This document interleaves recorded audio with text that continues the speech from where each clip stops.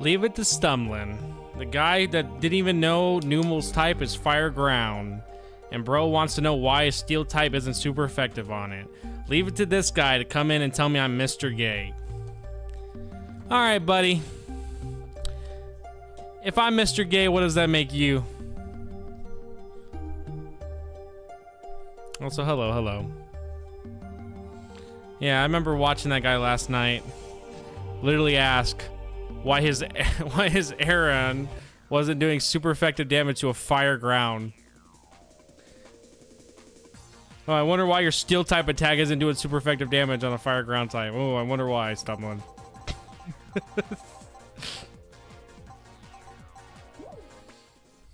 Save Radiance 10 times fast. But yeah, hello guys, hello.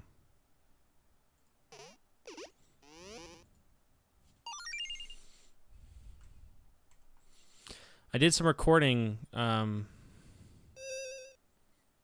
too long ago of the gold script. I was trying to get through it for a bit. I had about 30 minutes to record, so I didn't get too much recorded because I always mess up when recording, but I at least got a decent bit. I got all the way to page 20 out of 67. And that's not even the full script still. He couldn't say it last night? Yeah, bro can't say half the words. Bro barely reads. You think he's gonna be able to say the word fragrance? He can't even read. I don't even know why we bother having a chat for him, because when we type in that damn chat, he's gonna just read something entirely that we didn't even type. So we might as well just assume, like, at this point, there's no reason to type to him, because he's not gonna read it. He's gonna read something entirely fucking different, then be confused, and not know what you were talking about, because he didn't even read the actual original comment. Bro is like Google Translate if you translated a sentence 5 times into different languages and then put it back into English, and that's what he's gonna read. But I love him still, he's cool.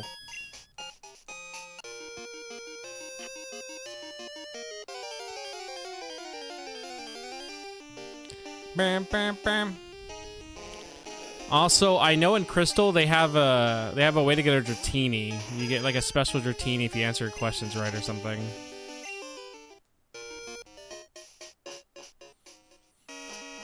I hate this song, dude.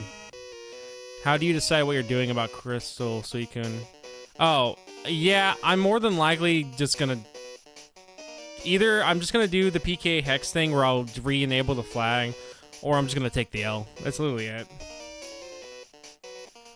Like, I can take the L, it is whatever. I wish I could have Crystal Suicune, but it is what it is. It's my fault for not saving.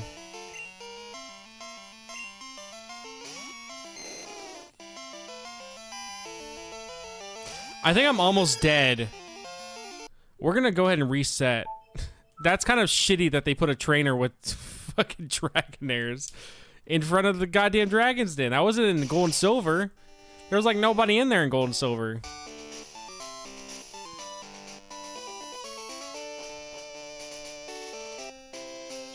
Yeah, I mean, either way, it's whatever. Like, if I don't have Crystal Suicune, oh well. If I really want, I can just edit my Gold Suicune and say it's from Crystal. Ooh, and it'll be like the same thing. But no, I'm just gonna probably take the L.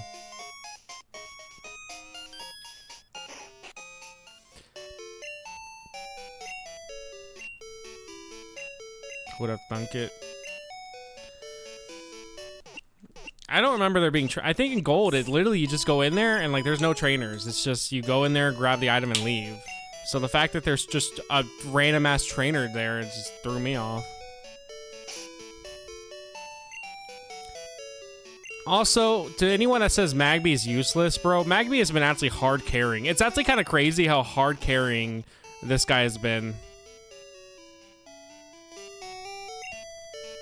Yeah, so in Gold and Silver, you walk in there and there's like nobody in there. You literally go in there, get the item that you need, and then you leave.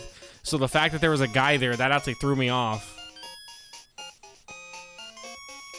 The only time I know someone goes in there in Gold and Silver is when you beat the game, and Silver can actually be found there training on certain days. It's a pretty decent bit different. It's not insanely different. Like, it's very small things. Like, one of the things I noticed is in the Professor Elm's lab, when you walk in there, he's like looking at this desk or something, and then he goes to it or whatever. In Gold and Silver, that desk just isn't even there. It's like not there at all. So it's like little things like that that I was like surprised about.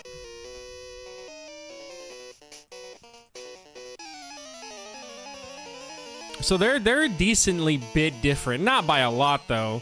But like compare like red and blue to yellow, it's kind of like really, really different.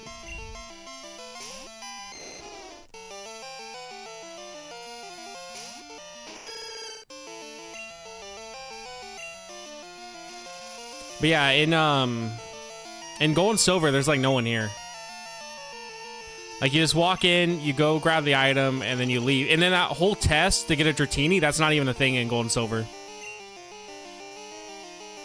For sure, some of the changes I know about is the Odd Egg doesn't exist in Gold and Silver. The Dratini that you get here doesn't exist in Gold and Silver. This trainer fight doesn't exist in Gold and Silver. Crystal has enhanced the graphics too, right? As far as I can tell, they just added sprites. That's as far as I can tell for anything enhanced. Some sprites seem different though. Like, I know some sprites have different coloring to it. Like Chikorita in Gold and Silver, it's more yellow, while in Crystal it's green. Spinarak is purple in Gold and Silver, while I think in Crystal he's green. For Alligator, has a weird like teal, blue, green to him, while in Crystal he's blue. And apparently that was done due to the fact that on Game Boy, certain colors, if they're grayscale, it doesn't look as good. So they would tweak certain sprites to look a little bit different, or entirely different with Spinarak's case, because it looked better on Gold and Silver when it was grayscaled for people that were playing on Game Boy. If they do, I'm not too sure. I know for Stadium 2 they look different. Stadium 2 actually has some exclusive shinies that are not at all seen in Gold and Silver. One of the worst console shinies though I know about for like exclusive shinies for a game is Heracross. Heracross in Pokemon Colosseum, or I think Gale of Darkness, his shiny looks unfinished. Like, it looks bugged. I want to pull a picture of it. It literally looks so bad. Crystal is GBC only, yes.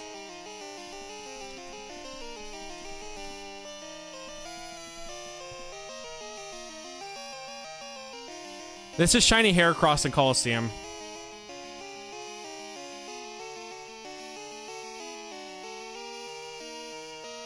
For some reason, this is what he looks like, and it's terrible.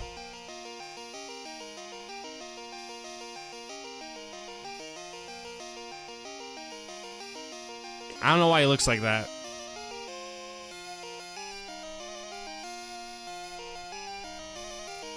Aura? That is not Aura. that is the least amount of Aura I've ever seen. Yeah, it looks corrupted, but that's what it looks like officially. Like, you can view it on official hardware.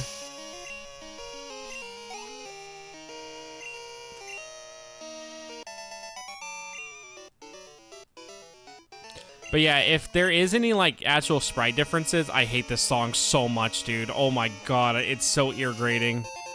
If there is any actual differences between, like, sprite and stuff, the only thing I've noticed is that, again, there's additional sprites to certain areas that wasn't in Gold and Silver. One of the third game got gold Scizor while we got green Scizor. It's because green Scizor is supposed to look like Scyther. That's the whole idea behind it. However, gold Scizor sounds badass. Yeah, I don't mind green Scizor. I think it looks good. It's actually one of the few green Pokemon I actually really like.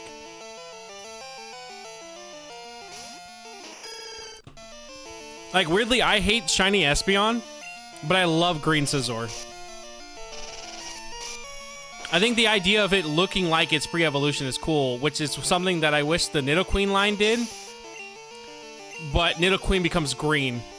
And it's like a sick green, not even like a good green. It literally looks sick But they could have done it where it was pink. It would have been great, but they were like, no, we don't want to do that. Green Scizor sucks and shiny. Scyther shiny sucks. Its legs and arms just turn red. Well, I mean, shiny Scyther does suck, I agree, but Scizor looks fine. I don't mind Green Scizor.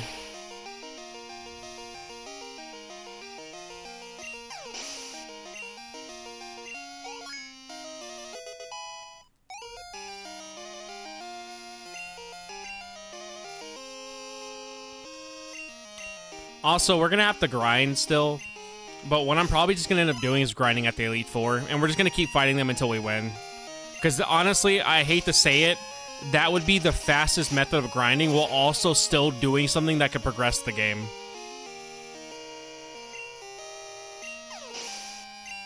Oh, I love yellow and pink shinies. I think shiny, I think it's Cutie Fly, I think it is. That shiny is like one of my favorites. Currently at 7k coins. Let's go.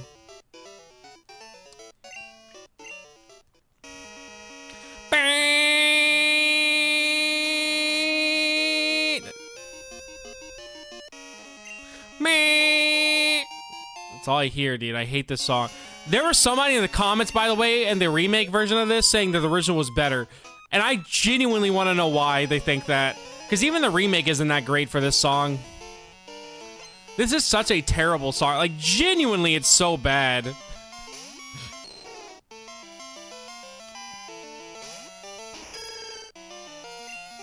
I don't really know what my favorite shiny is. I haven't really decided on that.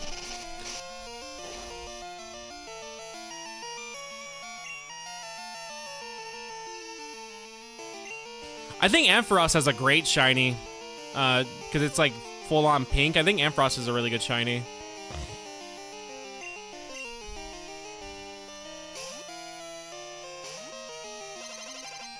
Staraptor. Staraptor does have a nice blue to it. Bulbasaur is another good one, yeah. I think Cyndaquil Gen 2 shiny is great. I think his shiny now is bad. Gen 2 shiny for Cyndaquil, he gets like a purple flame. And recent shiny, he looks like a weird like dessert.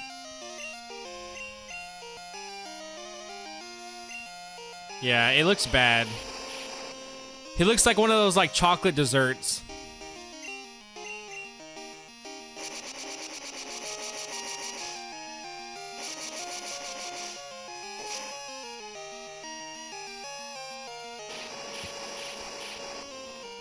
I don't even think I've seen what Drifloon shiny looks like. At least not that I can remember off the top of my head.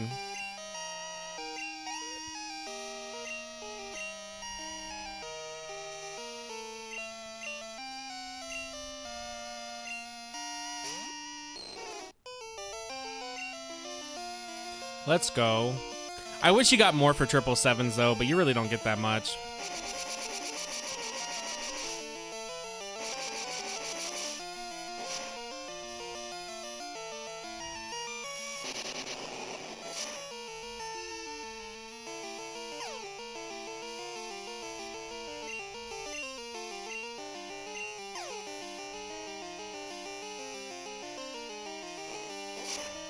That's gonna kill, yeah. Yeah, usually how it goes.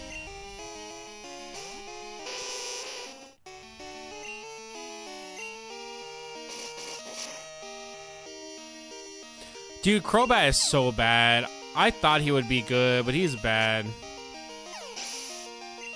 He got 3 bars.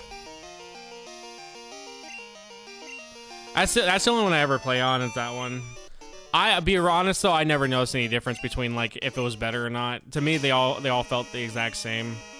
Maybe it is true that it is better, but I literally couldn't tell.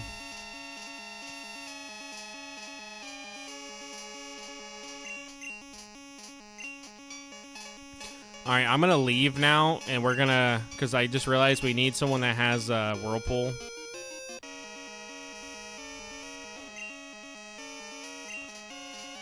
Yeah, Crobat in later games is really good. I actually used him a lot in Omega Ruby and Alpha Sapphire, and he's really good. But in Gen 2, I don't think he gets even a single poison attack. I think all he pretty much uses is bite and wing attack, and I thought he would be better, but man, he's really not. Like, the fact I'm doing just like no damage to a Dratini, dude, it's like, come on, man. Give me something, dude. Yeah, I used one in Heart Gold Soul Silver as well. He was really good. Like, I said this before, but I was actually surprised how much I really like Crobat, I guess, because I've apparently in a lot of my older teams, because I moved them all to home already. Not the ones I've caught for this challenge, but the ones I had on my save files beforehand. A lot of my teams had a Crobat. Like, my Heart Gold Soul Silver team had one, my Mega Ruby and Alpha Sapphire had one, now this one has one. Like, for some reason, I guess I just really, really liked Crobat.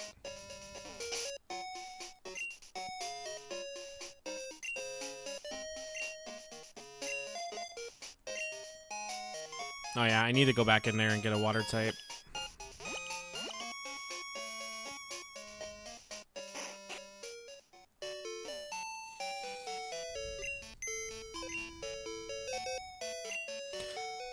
Well, he's happy now. He evolved, so he's good. He likes me.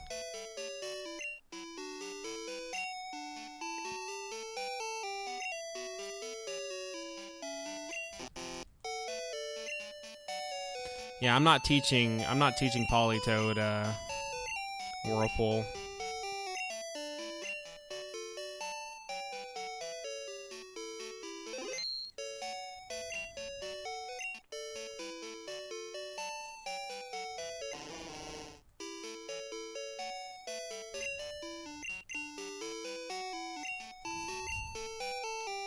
Dude, I cannot wait till Gen 3. The box management shit is so annoying. No, he evolved on stream. What are you talking about? Yes, he evolved on stream. Dude, I was just as surprised as you were, though, that he evolved. I even was like, oh, I guess he's evolving now, and I thought he was never going to evolve. I do actually grind the games off stream, by the way. I do legitly do it. I'm not even, like, joking. There's times where I'm just sitting here and I'll do it while I'm, like, watching something. Or if I go walking, I do it. Sigma quit. Well, I'm not. Alright. I'm not gonna press B. Well, I don't need that rare candy anymore, but...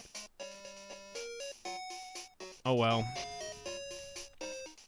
I don't want to give it to Amy, because then she will evolve. And I'd much rather just already evolve her normally, because she's already so close, so I don't want to just waste it.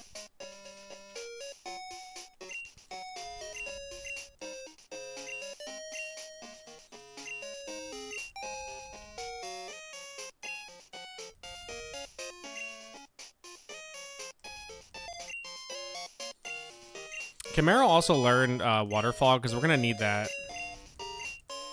We literally need it just for one Pokemon. Well, I'm not for one Pokemon, for one part of the game, and that's to get to the Elite Four. And you only use it one time. It's literally just an HM introduced to pretty much stop you from getting to the Elite Four.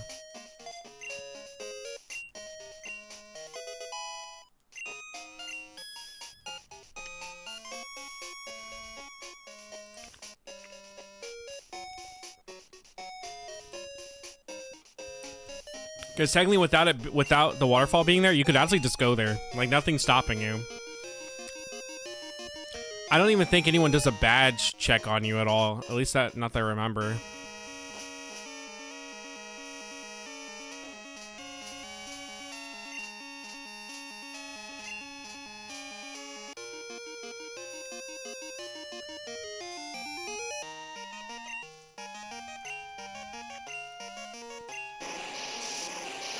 The whole Whirlpool thing is so lame.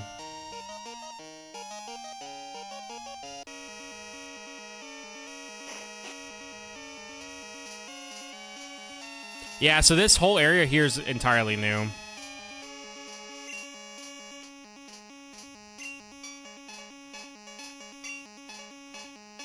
Yeah, Waterfall is annoying too. Well, yeah, I just said that. I agree, yeah. I'm sorry, but I must test you. Not to worry, you are to answer only a few questions. Ready?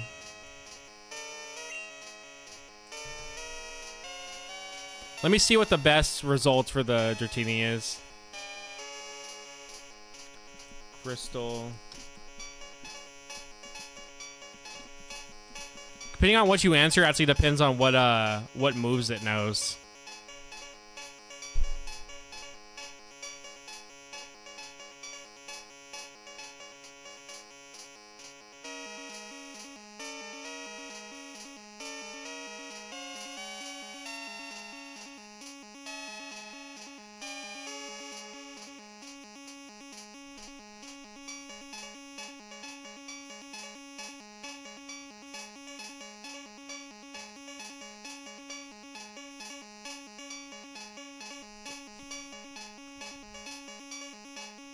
Insert T's question that is not crossed out. Okay.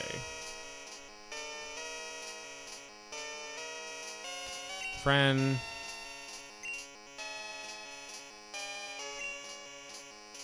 I like you can click cheating.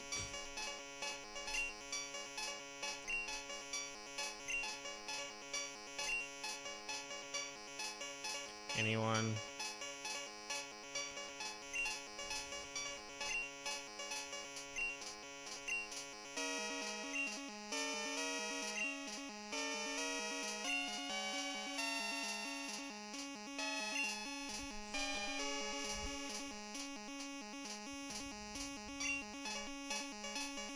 All right, there we go.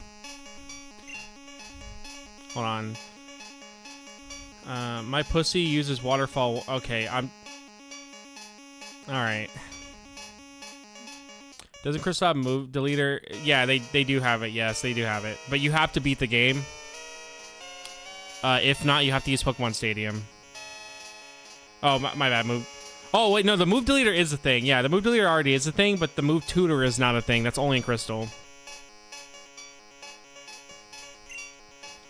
I had to, buddy.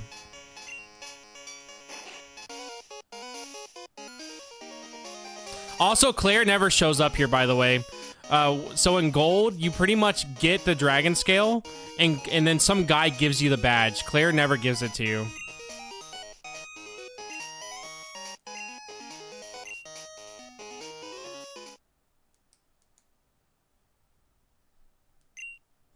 Even I haven't been approved. Claire, you need to look up the answers then. In spirit, I meant defeat and confer the Rising badge. I just started eating, come on. I understand. Here, this is the Rising badge. Hurry up, take it. I guess we don't get the Dragon Skull here. I thought we did.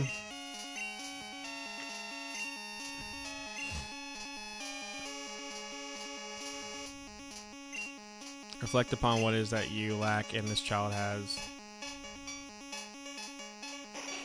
You do if you're good enough. Okay. I'm not good enough. Sorry, guys. I thought we get a Dratini. Oh, here it is. Sorry about this. Here, take this as my apology. Where's my Dratini, bitch?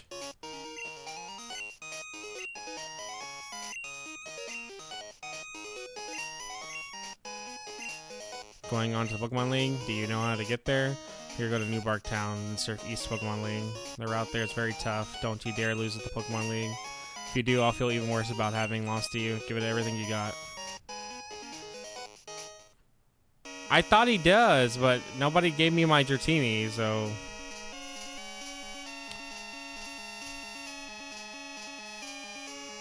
Dratini receivable, no... Yeah, well, I never got it.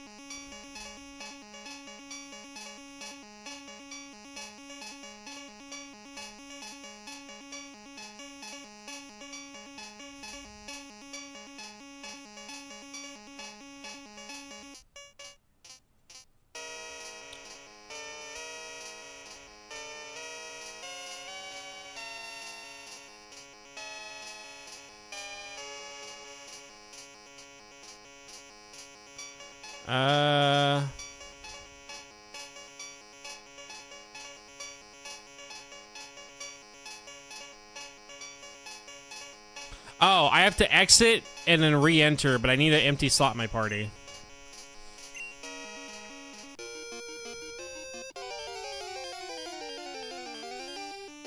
Yeah, the free slot does matter. No, you do get it in Gen 2. You do still get it in Gen 2.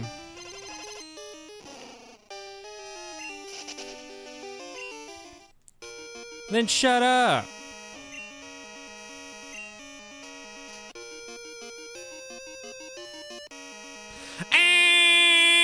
I love the song. Woo! I love that it does that.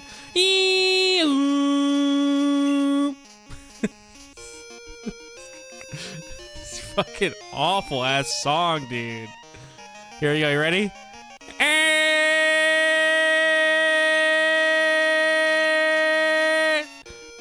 Fucking Christ, this song. Why do they think this was a good idea for this? You have this, like, Serenity-ass water cave with a secret shrine, and the song for it that you choose is screaming through the Game Boy. Ready? Oh, hold on. We got a battle. Hello, Dratini.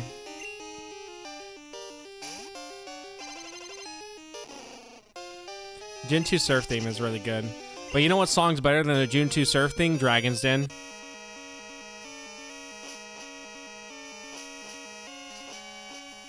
Jesus Christ, get me the fuck out of here.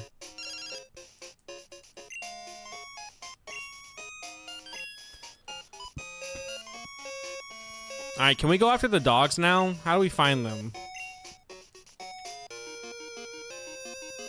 Alright, let me come back with an empty person in my party.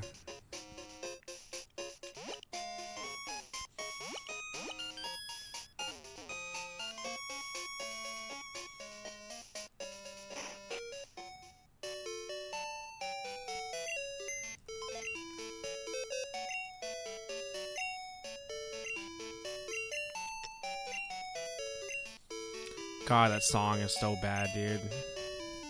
I hate Dragon's Den. It's so bad.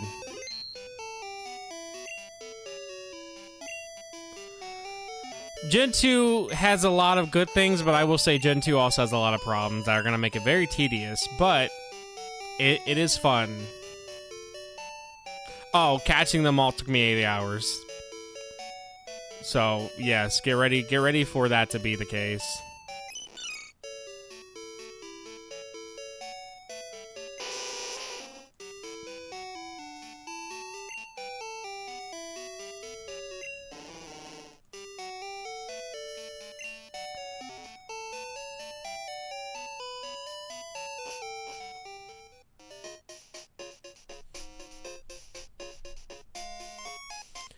Alright, you guys ready to go to Elite Four and then watch me grind against them until we all of a sudden win?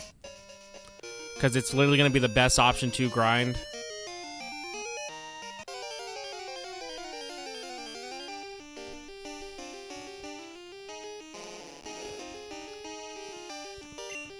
The IGN nickname comes from the fact that we talked about how IGN said that Omega... Well, no, it was Omega Ruby. Said that Omega Ruby was... had too much water, so that's where it comes from.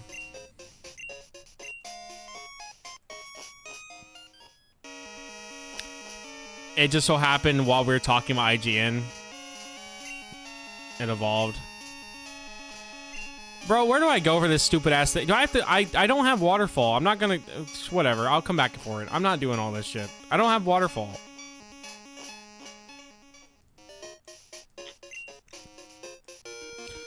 However, we did say that we do agree that IGN was right, that Omega Ruby and Alpha Sapphire do have too much water.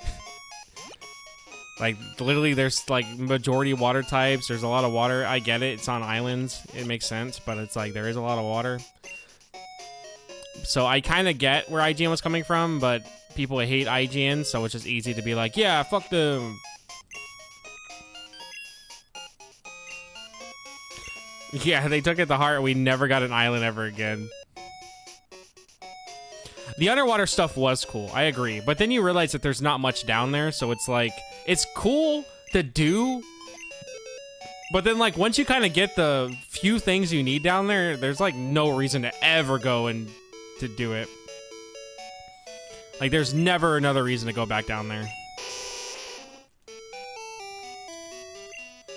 Yeah, wind and waves. I can't wait for, like, wind to just be so windy that all you hear is... While waves, it's just wet.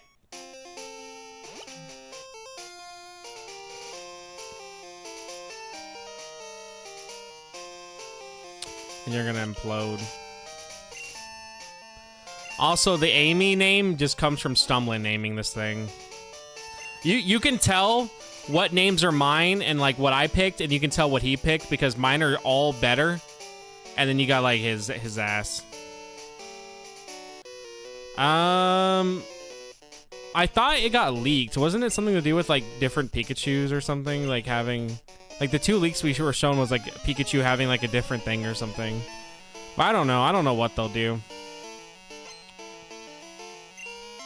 There's always gonna be some crap.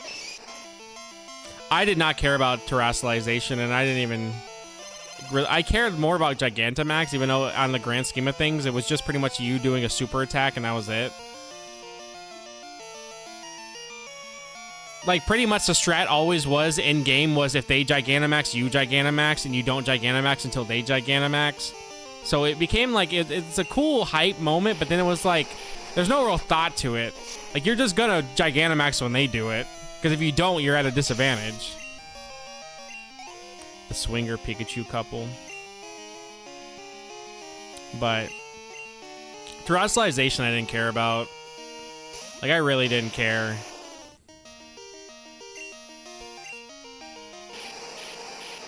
He has self-destruct. He's gonna blow up. I already know it. Yep. Why did I predict that? I just want to evolve Magby already, dude, and I'm just never gonna be able to because I keep getting so unlucky. I have been trying to evolve this guy for the past, like, 2 streams.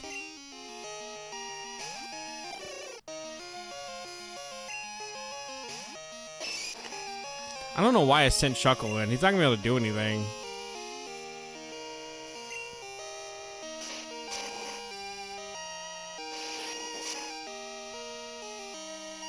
Yeah, Shuckle's not gonna be able to do anything.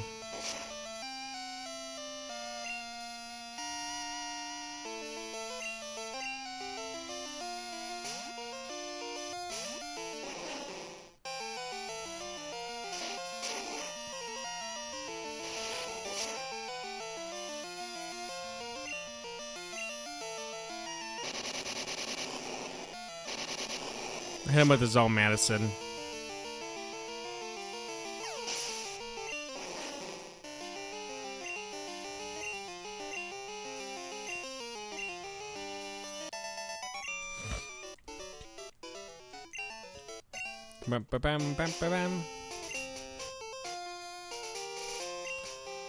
Oh my god, I still... Oh wait.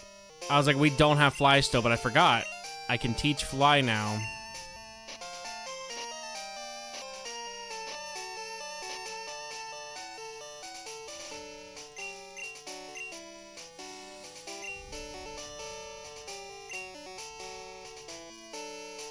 I would love like a submarine Pokemon.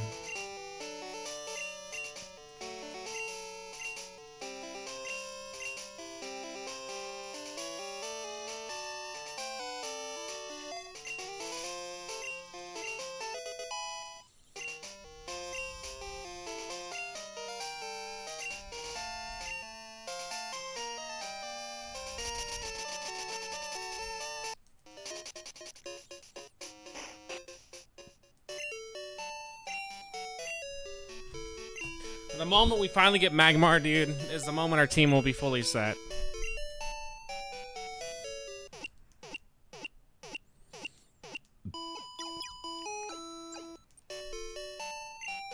It's insane that I've been running a baby Pokemon, though, all the way past the 8th gym. That just shows you how, like, how weird Gen 2's, like, level thing is. Because you pretty much will be running, like, not even fully evolved Pokemon, and you'll probably be at, like, your 6th or 7th badge. You know, I've beaten Red. I beat Red in and Gold and Silver. I don't know if we'll do it for Crystal. Like, I don't know if we're going to do all post-game again for Crystal. Like, I may just ignore Kanto because I've already done it all, and there's nothing else we need from Kanto. Unless there's something in Kanto I have to go get, then, like, we will do it. But I don't think there is anything that we need to get from Kanto. Like, I think all the legendaries we can get, I think we'll have to go talk to someone for one of the legendary birds. I think. Like, when it comes to, like, Lugia or, Ho-Ho. But that's about it. I'm gonna die again, aren't I? Oh my god, dude. I just want to evolve him.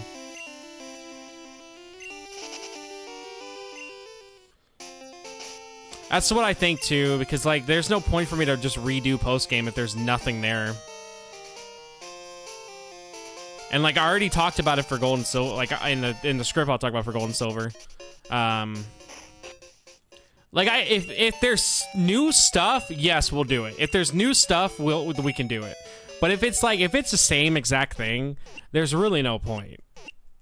If I want to go fight Red, I can just go fight Red on my gold copy. And not have to do everything.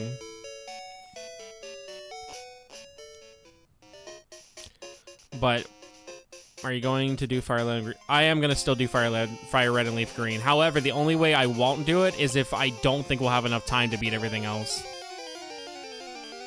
If we won't have enough time to beat everything else, then we're going to just have to move on. And then I'll come back to them. So, like, here's the plan. If, for whatever reason, I feel like we're not going to have enough time to beat Gen 1 through, well, at this point, Final Crystal and then Gen 3 through 7, by the time Bank's closure will happen, we are going to skip the remakes. And we're just going to play everything I need to get new Pokemon in. And then we move on. And then once Bank closes, like, well, once I beat Gen 7, we'll go back and do the remakes. Because once I already beat Gen 7, we have all the Pokemon. At that point, it doesn't matter now. We're pretty much good. The only thing is I don't want to do that is because I want to play these in order of release to see how each game changes something. And it's going to be a little weird skipping the remakes and then going through all the way to Gen 7 and then going back to the remakes. It seems to me it's like a little weird. Because if we do that, then what's also going to occur then is that pretty much we're going to be playing Kanto back to back. Because what that means is we'll be playing Fire Red and Leaf Green, and then we go right to Let's Go Pikachu and Eevee. So, like, that is Kanto twice in a row. No offense to Kanto, but I don't want to do that twice in a row. Regardless, even if Let's Go is a little different. I love Donphan so much.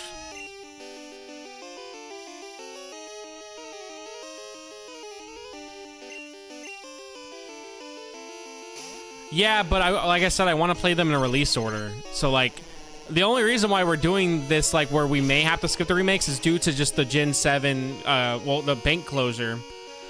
If there's no bank closure for the Switch games, like, because there's no bank for them, then at that point, we have to go back to playing them in order. So, but right now we're making decent time, and so far from what I can remember, Ruby and Emerald and Sapphire, there are some hard Pokemon to get, but it's nowhere the grind fest that Gen 2 can be. I am doing Black 2 and White 2, and I'm also going to be combining the games together, because there's that feature where you can, like, merge both games together to get new content. I'm going to be also doing that as well. Black 2 and White 2 do count. And I also think, too, well, I have to, regardless, because I have to get the legendaries in those games. So regardless, even if like, there was no other Pokemon in the games, the legendaries are still what I have to get. So I would have to. Yeah, so there's literally a merge thing where you merge your games together and you have to get new fights. There's new events that get triggered, and N's Pokemon can be found in the wild. So you can actually go out and find his Pokemon if you do that method. It's like a really cool thing. I wish other games did that. Like, I wish Crystal, in a way, did that, where, like, you could merge your games together with Gold and Silver. Or, like, even games now would do it. But we don't really get a third game anymore, so...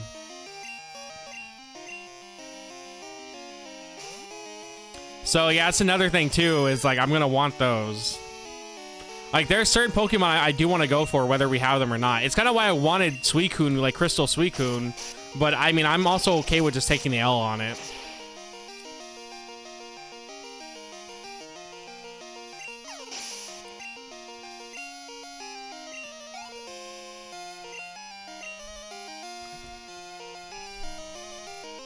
If I really want, I could just give myself a level 100 Mewtwo and then just speedrun the game with him until I get back to Suicune.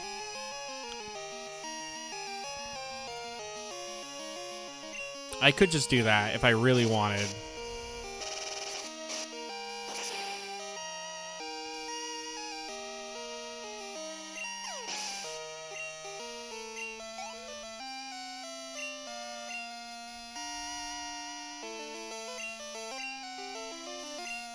Alright, send Magby back out so we can get the experience, and we should actually evolve him by this point. I like that he shakes his stomach at you for some reason. What a weird thing he's doing there.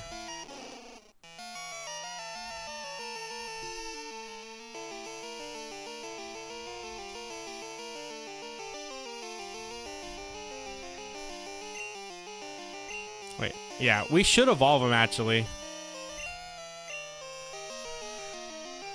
If not, one more battle would do it. It's kind of weird that he's... I thought all the baby Pokemon evolve by friendship, but Magby and Elekid, and I think a few others don't. They evolve at a certain level.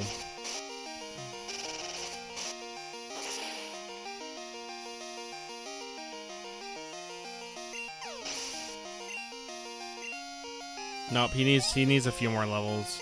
Well, he needs a few more battles. I wish I could grind here for Amy, but the problem is a lot of Pokemon that spawn here are like ground types or rock types. And they all know self-destruct, so...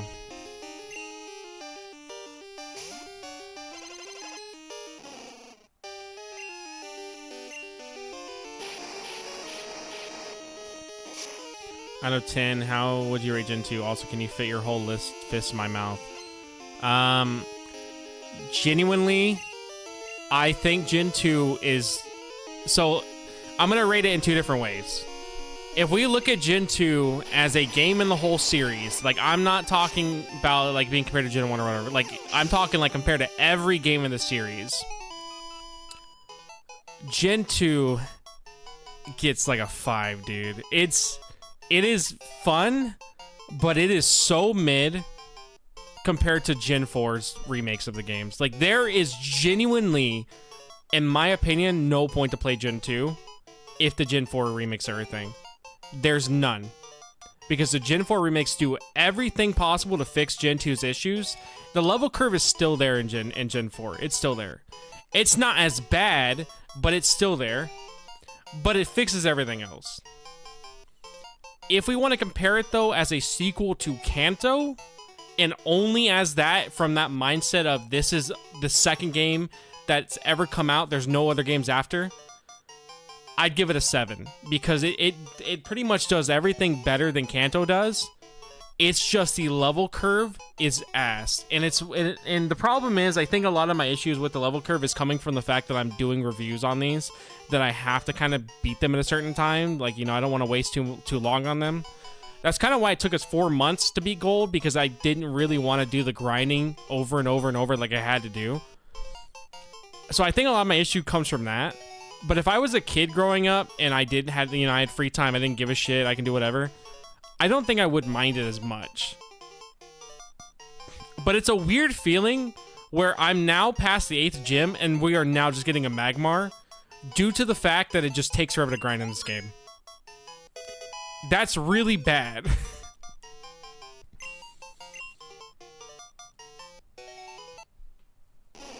Gen 3 felt like a spin-off. Yeah, Gen 3 feels like a full-on weird reboot in a way. Like, nothing is the same. Also, I love that shiny so much. But...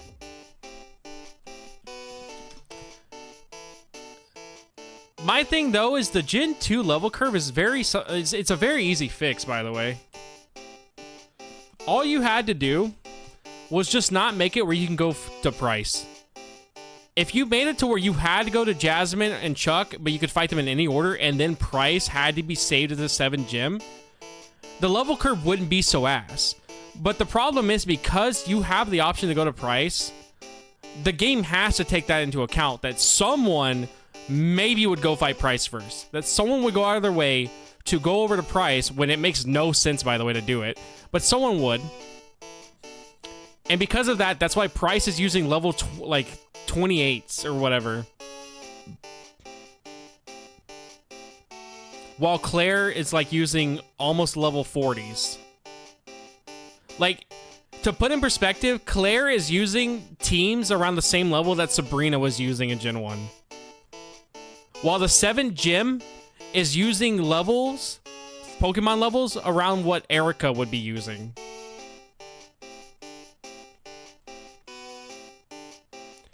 So if they would have just changed that one thing and made it to where Pokemon actually were like in the level 30, like 35s or whatever, when you fought Bryce, or Price, or whatever his name is, the level curve wouldn't be a thing. You would be able to level up good enough where it wouldn't be an issue. For the era it came out, it had such an awesome vibe. Really felt like, yeah, it did. Yeah, I agree. Gen 3 felt like a spin-off from Gen 2 as well. As we know, it got rushed like crazy. Scrapped the original Japan game from... Yeah, pretty much all that got scrapped. God, that shiny is so good. I love this shiny Magmar so much, man.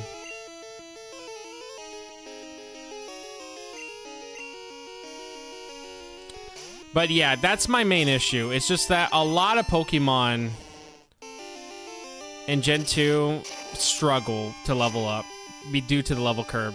And the other issue is, because of that, a lot of Pokemon are kind of not viable to go for unless you want to spend hours grinding. Like, look at my gold team. My gold team was designed to have a mix of Pokemon that people do use. Is why I had Typhlosion, Lantern, and then we had somebody else that a lot of people use. And then it had 3 Pokemon that nobody ever probably uses. Like, nobody uses Smeargle. Nobody uses Hitmontop. And because of that, those 3 struggled hard to do anything and level up. While Lantern and Typhlosion pretty much just carried the game because they were so good at leveling up. Because they actually could carry themselves. So, Gen 2, I would give it a 7 out of 10 as a sequel for Kanto. I don't think, as an adult, this was going to blow me away, obviously. But I think as a kid, I would have really, really loved it. I think I would have really been all for it as a kid. But as a game in the whole series, this is like the most mid fucking experience I've ever had. It has great lore and world building, and I love it for that. That, like, world building in Gen 2 gets a 10 out of 10. The whole, like, how this feels like a real lived-in place, 10 out of 10. Playing in this fucking world, though, no. Oh my god, it's so tedious, dude. Wonder what the least popular mon from Gen 2 is. My pick is the Remoraid line. Would I rather play this or Violet? I would actually rather play Violet. I don't hate Scarlet and Violet. I think Scarlet and Violet can have some good things about it. But I would also say Scarlet and Violet's a 5 out of 10 for me, from what I remember. Scarlet and Violet had a great ending, though. I love the ending. Also, my pick for least popular Gen 2 line would probably be the Unknowns. At least for, like, usable-wise, nobody's running Unknown. There's not a single person out there that's going to run an Unknown.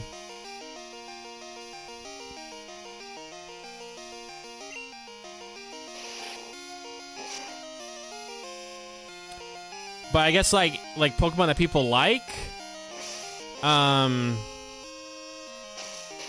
would say, I would honestly say Girafarig. I don't know anyone, either Stantler or Girafarig. I don't know anyone who goes out of the way to say they like those two. Girafarig now, because he got that really cool evolution. But, like, nobody's out there saying they like Stantler.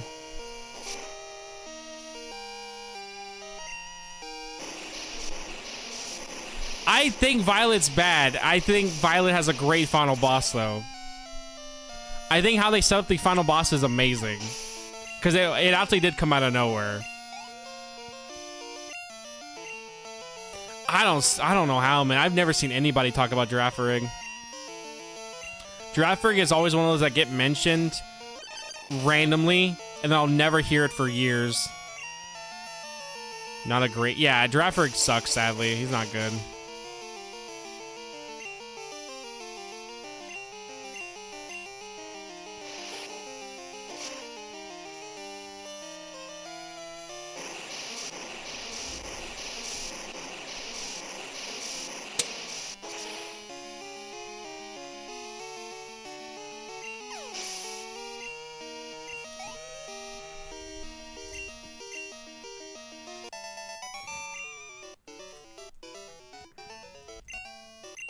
I still can't believe we have 2 shinies, man. I'm very happy about that.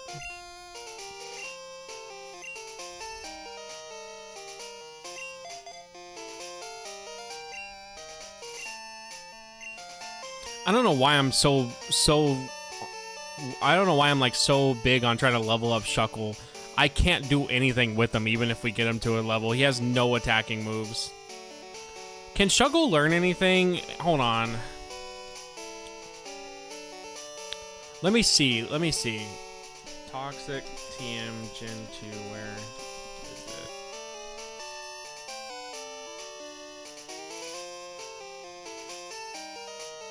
Damn, I have to go all the way to Kanto to get that. Alright, hold on. Because, like, even though he has terrible stats anyways... Oh, yeah, no, we don't have anything. He does not learn another move. He learns Rest. That's his next move, and that's at 37.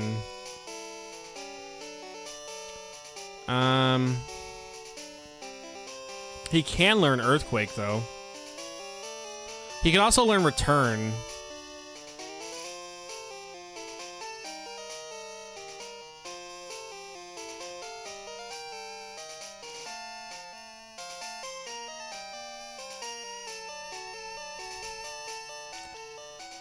I'm trying to see what I could probably get him.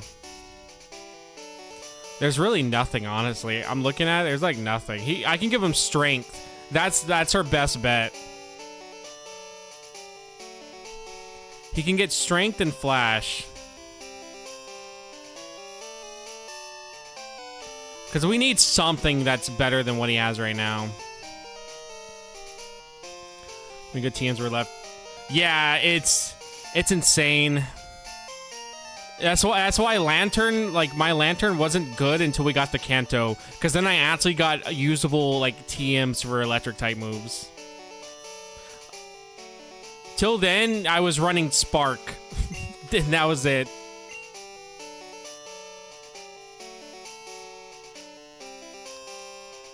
What the fuck are you talking about? Hold on. Are you buying the Wind and Waves double pack? Also, that whole section was trash and Violet. Yes, I'm probably going to be buying the double pack, yes.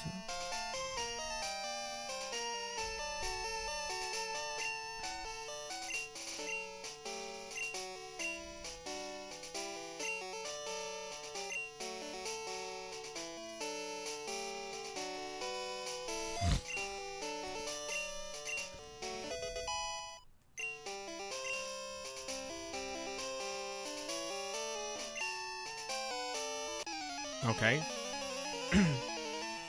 My thing is, though, I don't know if I'm going to play Wind and Waves, like, right away. Because there's a part of me that wants to wait. Like, there's a part of me that's like, I want to wait to play this before I play, like, you know, because I want to still go in order. But then there's another part of me that goes, if I wait, I'm not playing this for a whole year. They have not announced prices. I'm calling it now. It's gonna be $80. Let's be real, dude. Let's be real here. ZA was like, I think $70. Wind and Waves are gonna be $80. I'm already ready to spin. I think the 160 I'll have to spin.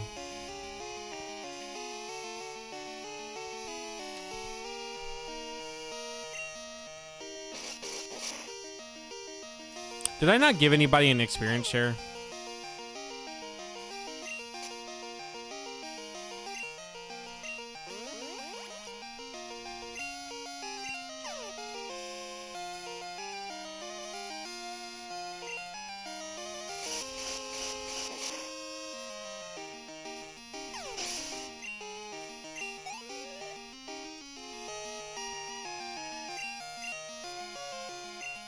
I did not give someone experience share.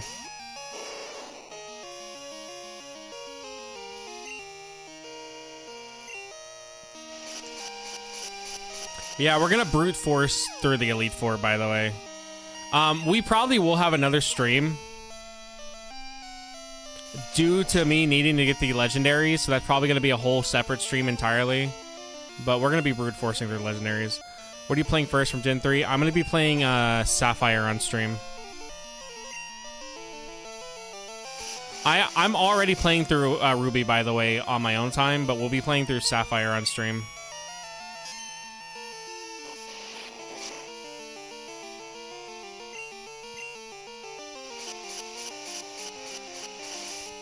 Sapphire does have a great card. I don't know why. I was always a bigger fan of Groudon growing up. But as I've gotten older, I started like fully switching over to loving Kyogre so much. Wow, I've confused him twice, and every time he's got unconfused like the next turn.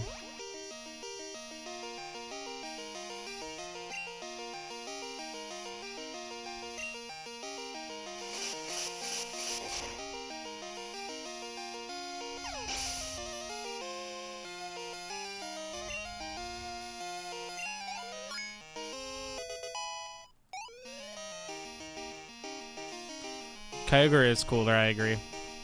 But Rayquaza is even cooler. I do also agree on that.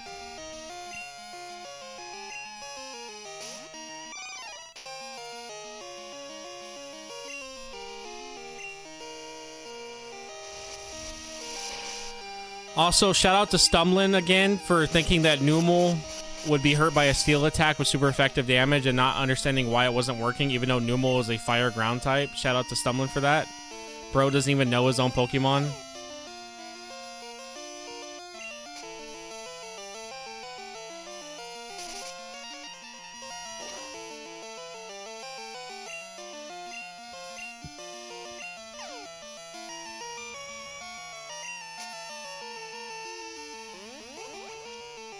Yeah, but we don't talk about that.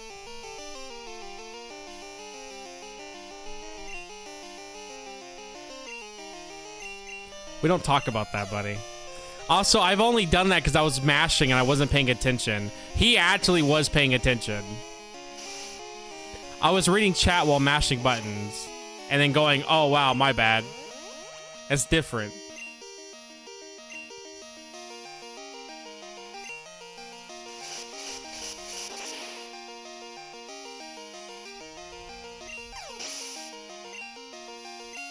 I always use Thief with the hope that maybe one of these Pokemon will have an item, but they never do.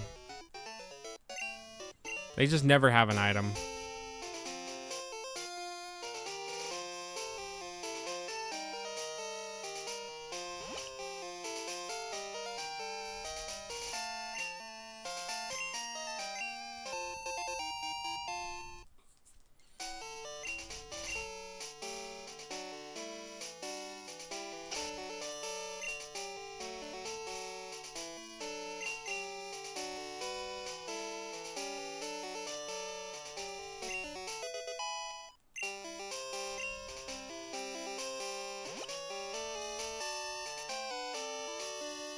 Alright, while we're at it now, I may end up looking where a bunch of rare candies are just to help us have some rare candies that we can easily grab, that we can just go over and get, and we're just gonna give them to a bunch of our Pokemon.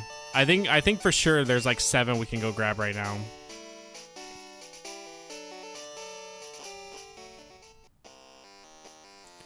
I don't think there's anything good in Dark Cave.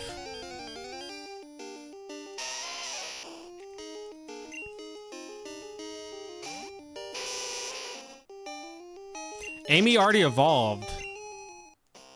What are you talking about? Amy already evolved. Have you not been paying attention?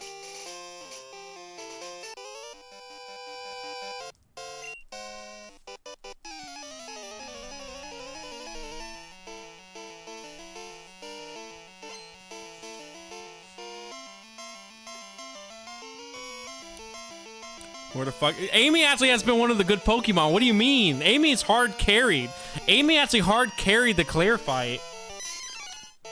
If it wasn't for Amy, we would have lost that fight. Amy hard carried that shit.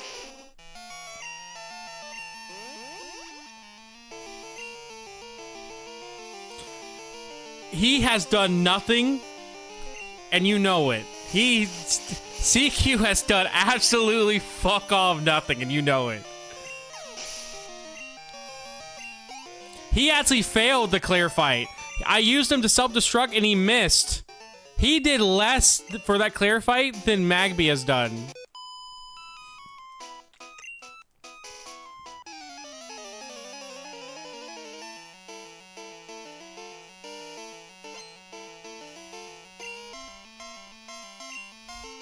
That's CNN fake news. I watched it with my own eyes, buddy. He's done nothing.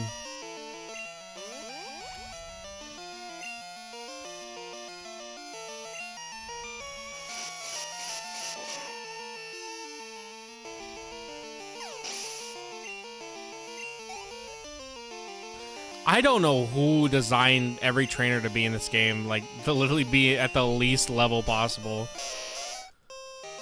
Everyone's just all at, like, level 7, pretty much, what it feels like in this game.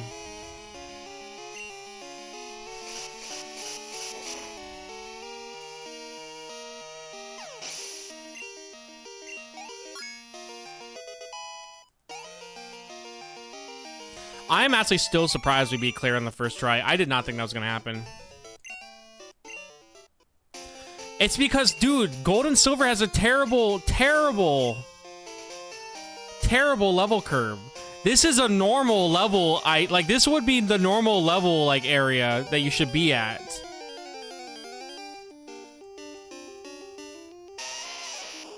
A rabbit hole of seeing people dissolve stuff in Piranha Solution. Yeah, they want you to feel like a badass going into Kanto, but it's like, I'm under-leveled going there. I'm not feeling any type of badass right now. I'm literally under-leveled as shit. Alright, let me go find the rare candies real quick. Crystal, rare candy locations.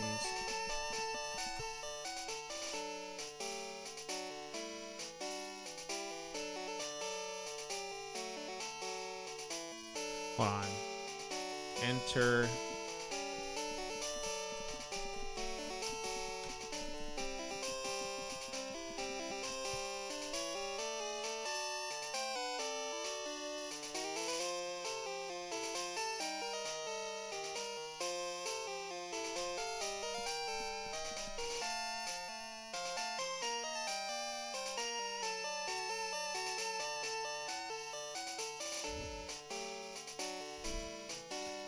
All right.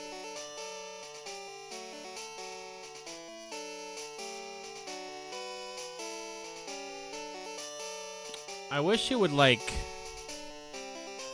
man, there's that one map I used and I could never find it, but it like exactly told you where the items were, and like you could like kind of go through the whole map itself. This one always kind of never tells you. Like, it just says it's on Route 27, but it doesn't tell me where on Route 27. Oh, here it is. That's what I was using. Okay.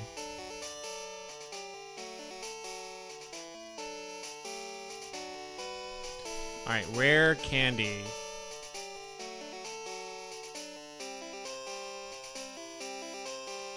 All right, Violet City.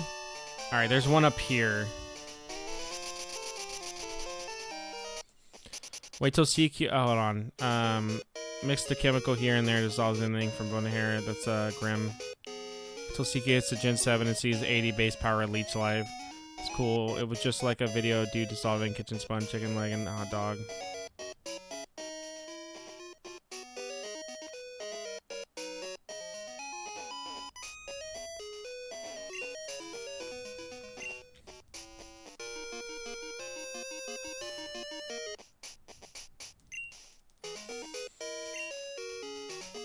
Oh my god, of course I'm...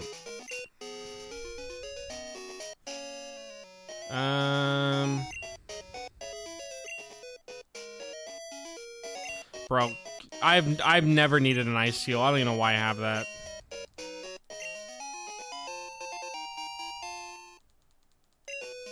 Alright, the question is, who are we going to be giving these rare candies to?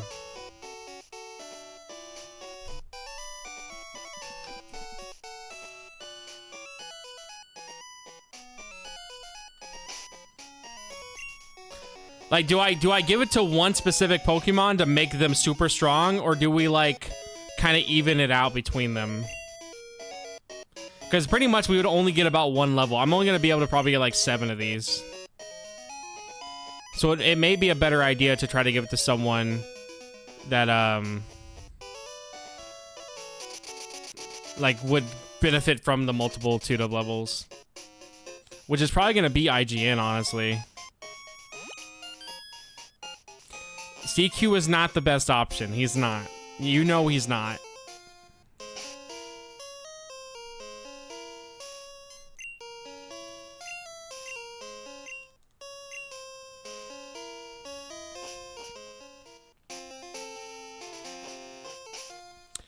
Yes, but the issue is, if he's designed to just kill himself, we're not going to get much benefit from that.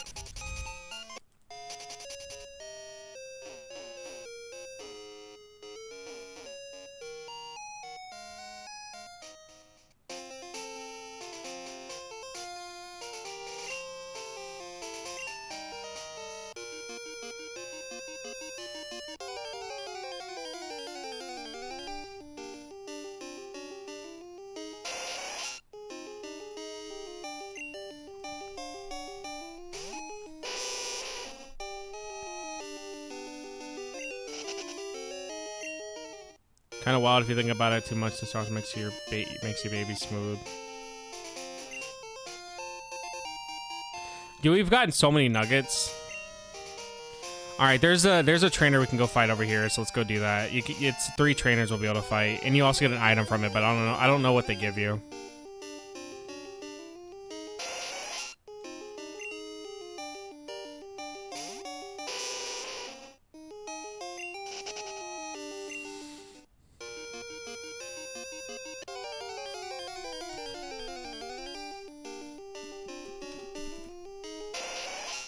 Alright, so the next rare candy we can get is Olivine Lighthouse, which I think we've already gotten that one. So the only other 2 we can get... Alright, so we can only get 3 more. One of them is in Lake of Rage, which we're gonna need Cut to get to.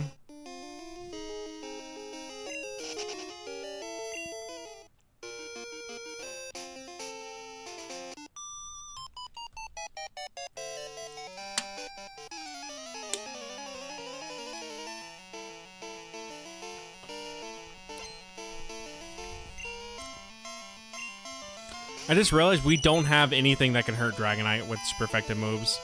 We don't have Electric type. We don't have any ice moves. We got nothing.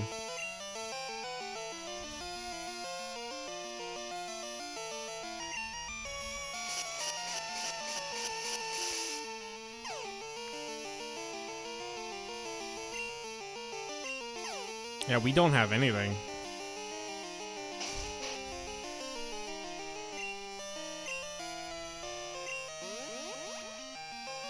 Pretty much the best move I have is Fly, unless I can benefit. I mean, Dark will benefit against a Psychic Elite Four, because that also gives us a chance to flinch too.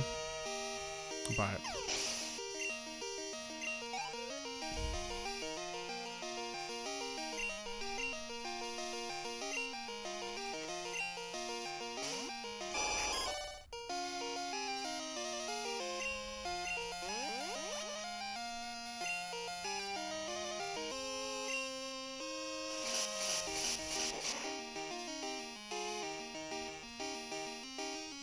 have you guys been seeing that new Gen 2, Gen 1 recomp that they're doing? I don't know, man. It kind of looks like ass. Like, the fact that they use the 3D Pokemon Stadium models, they're always clipping through the floor. It just looks like ass, dude. I don't know. It looks really bad. Like, it's cool that it's a free thing and everything. Like, props. I'm not gonna hate on, like, a free thing. Like, I could just not play it. But it does look really bad. And now they're trying to do it with Emerald now, I guess. Yeah, some mods seem cool. I think the fact that, like, you can see the sprites, like the birds flying around in the overworld, that looks cool. But when they do the 3D mods, I'm just like, oh no, dude, come on, man. The problem is when everything becomes inconsistent with, like, how the art style should be. That's my issue. When that starts to happen, it starts to look really bad.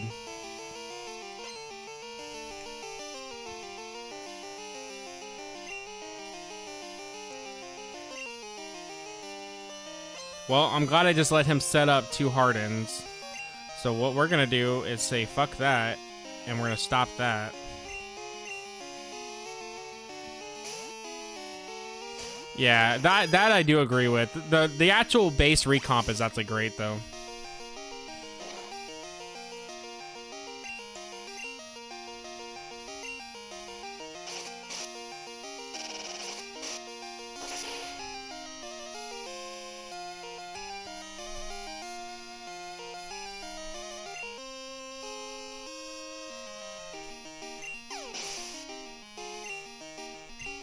I remember that Star Fox Adventures was actually one of the few GameCube games I know about that actually had widescreen support.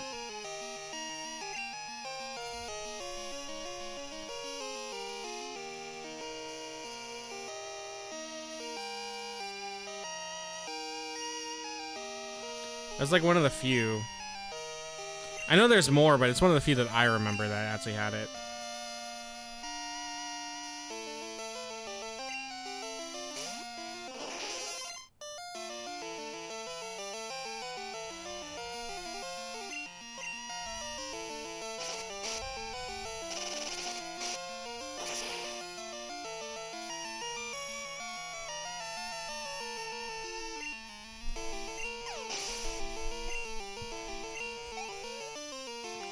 It's going to be one hell of a grind.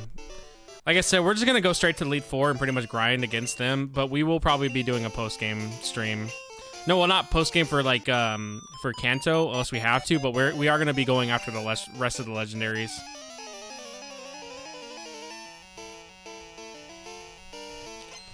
I did not know that.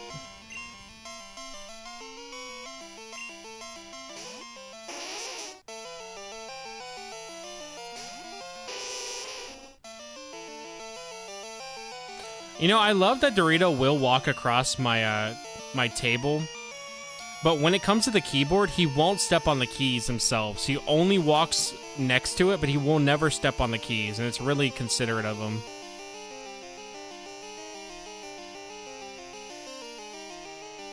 It's a very considerate thing that he does.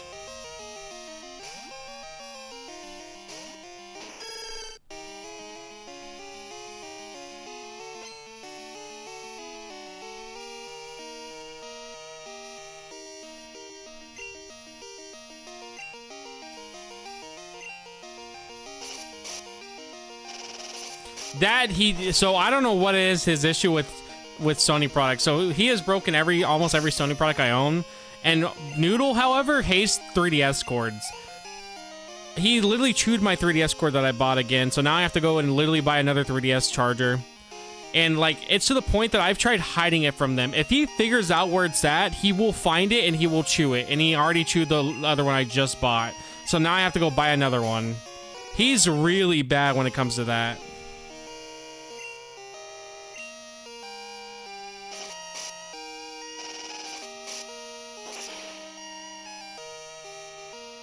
Get a USB cable. Do they make 3DS USB cables?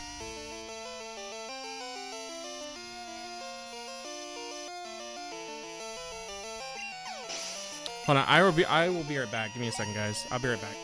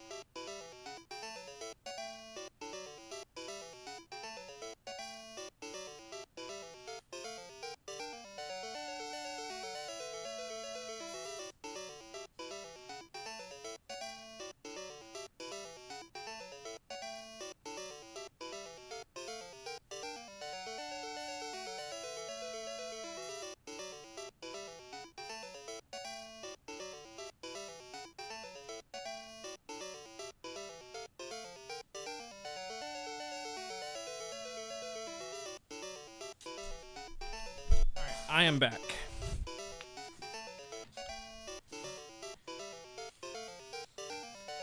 I have one that does NDSSO and 3DS. So it's a USB cable that plugs into your 3DS, like with the import of a 3DS. Because my streaming 3DS, I use a USB-C to charge it.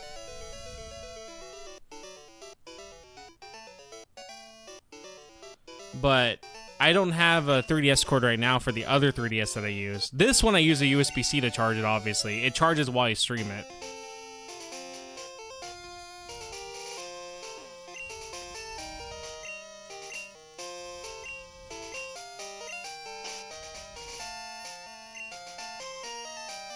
Yeah, well, if only we actually had a ground type Pokemon that could benefit from that, huh?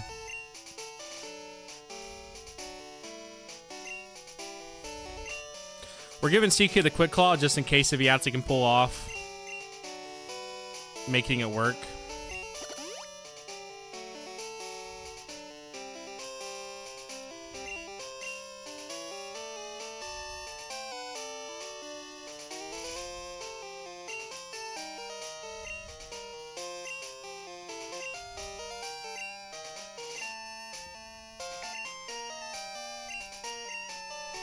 Alright, where's the next? So Lake of Rage is the next place. We're only going to be able to get like 2 or 3 more rare candies. It's not going to be a lot.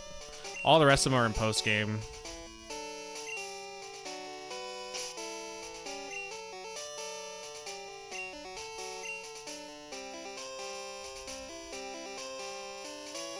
Oh, I need a Pokemon with Cut. We need to go back and get it. Alright,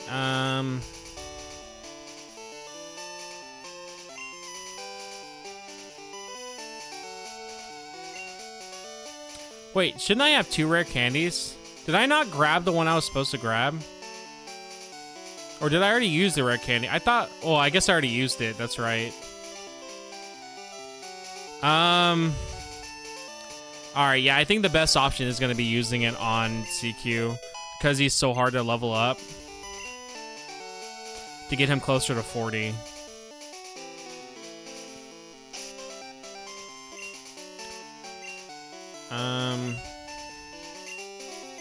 Let me double check. I thought I should have 2 right now.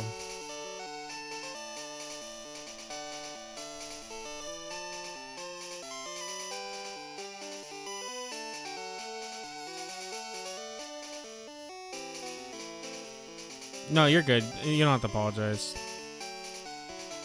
I'll look at it in a second. Hold on.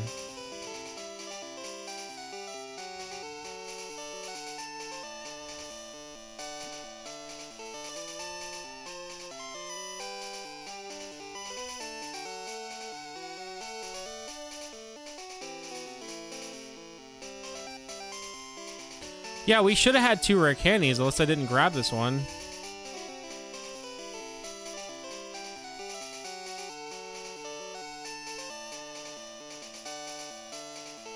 Oh, it was a nugget. It wasn't a rare candy. It should have been a rare candy. Hold on. Rare candy?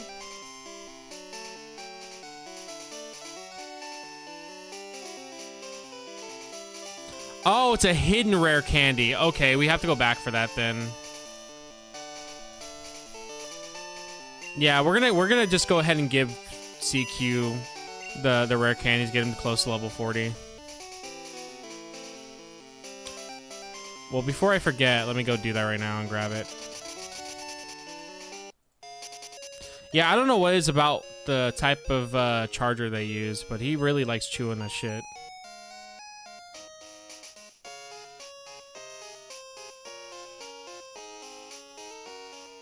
Also, were you asking me if I'm playing on a CRT or what?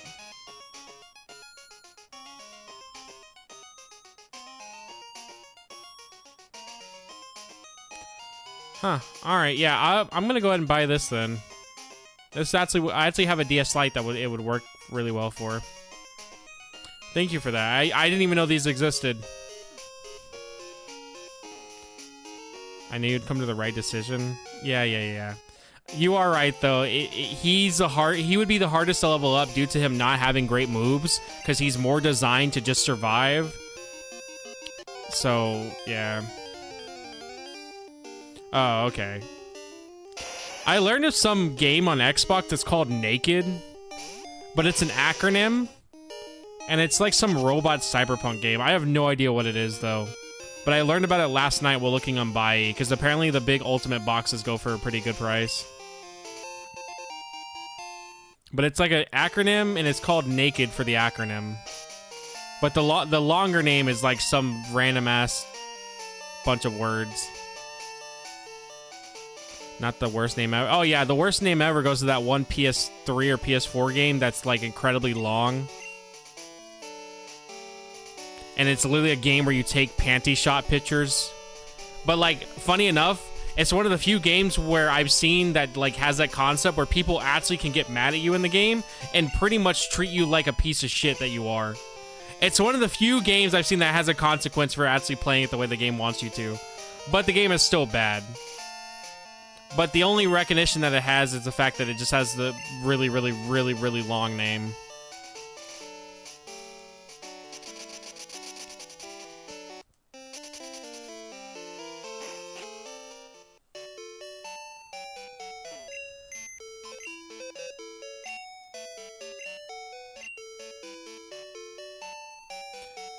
Only in Japan. Yep, it's only in Japan. Alright, Oddish, where are you?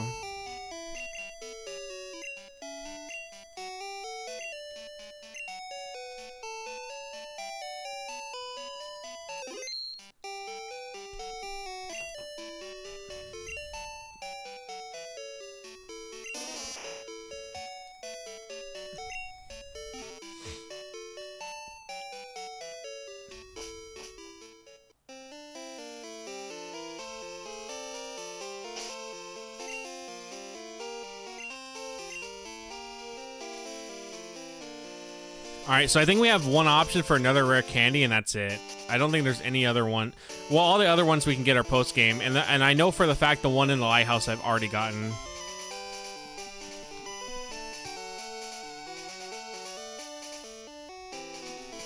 Yeah, the rest are all post-game. The other one's on Tin Tower and Route 27. Which we'll be heading towards Route 27 here in a bit. But I don't think I want to go all the way to 5th floor of Tin Tower for a single level up.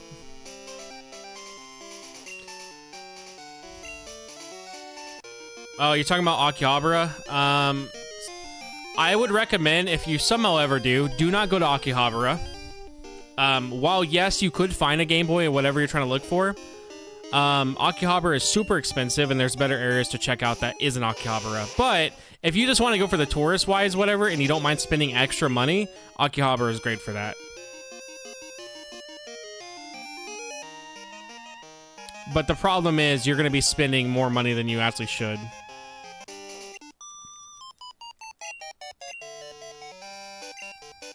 Just don't go to Shinjuku. Shinjuku genuinely is actually a rough part of Tokyo now. It's actually a bad area. You will get jumped.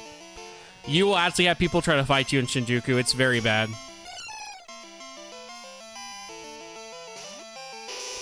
But everywhere else is pretty good. Shinjuku just sadly is not anymore. Save money and join the Air Force and go to Okinawa for free.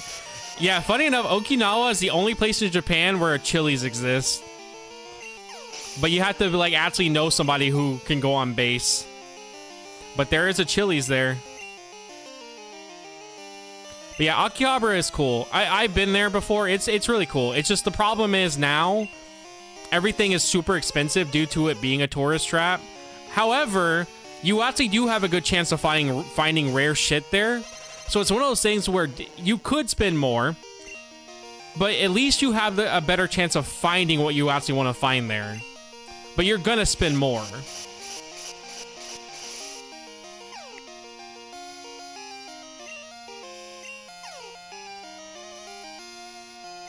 Of course. I always see Pocket Pikachus everywhere at secondhand stores, and I want to get them in box. I have mine right here, and it's been a really cool thing to use. Here, I'll turn him on. Let's see, Pikachu. Pikachu's right now, he's drinking shit. He's like eating and drinking. So he's doing stuff. Yeah, he's over here doing stuff right now. It's a little cool thing to have. Today is October 28th, 2026. You can met his future wife, Picky Pork Chop in the mountains of Hokkaido, Japan. I'm not going in October. I'm going in December, buddy. I'm going in October next year to Tokyo. That's what I want to do. So next year, I do want to go to Tokyo. And I want to go to Namja Town and some other places.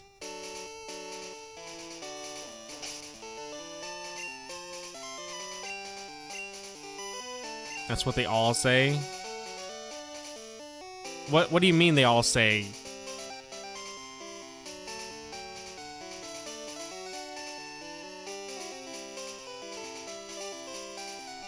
How do we get over there again?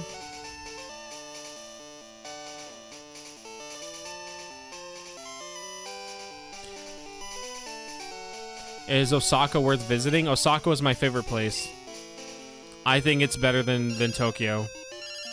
Osaka people are also a lot more friendlier. They actually will talk to you.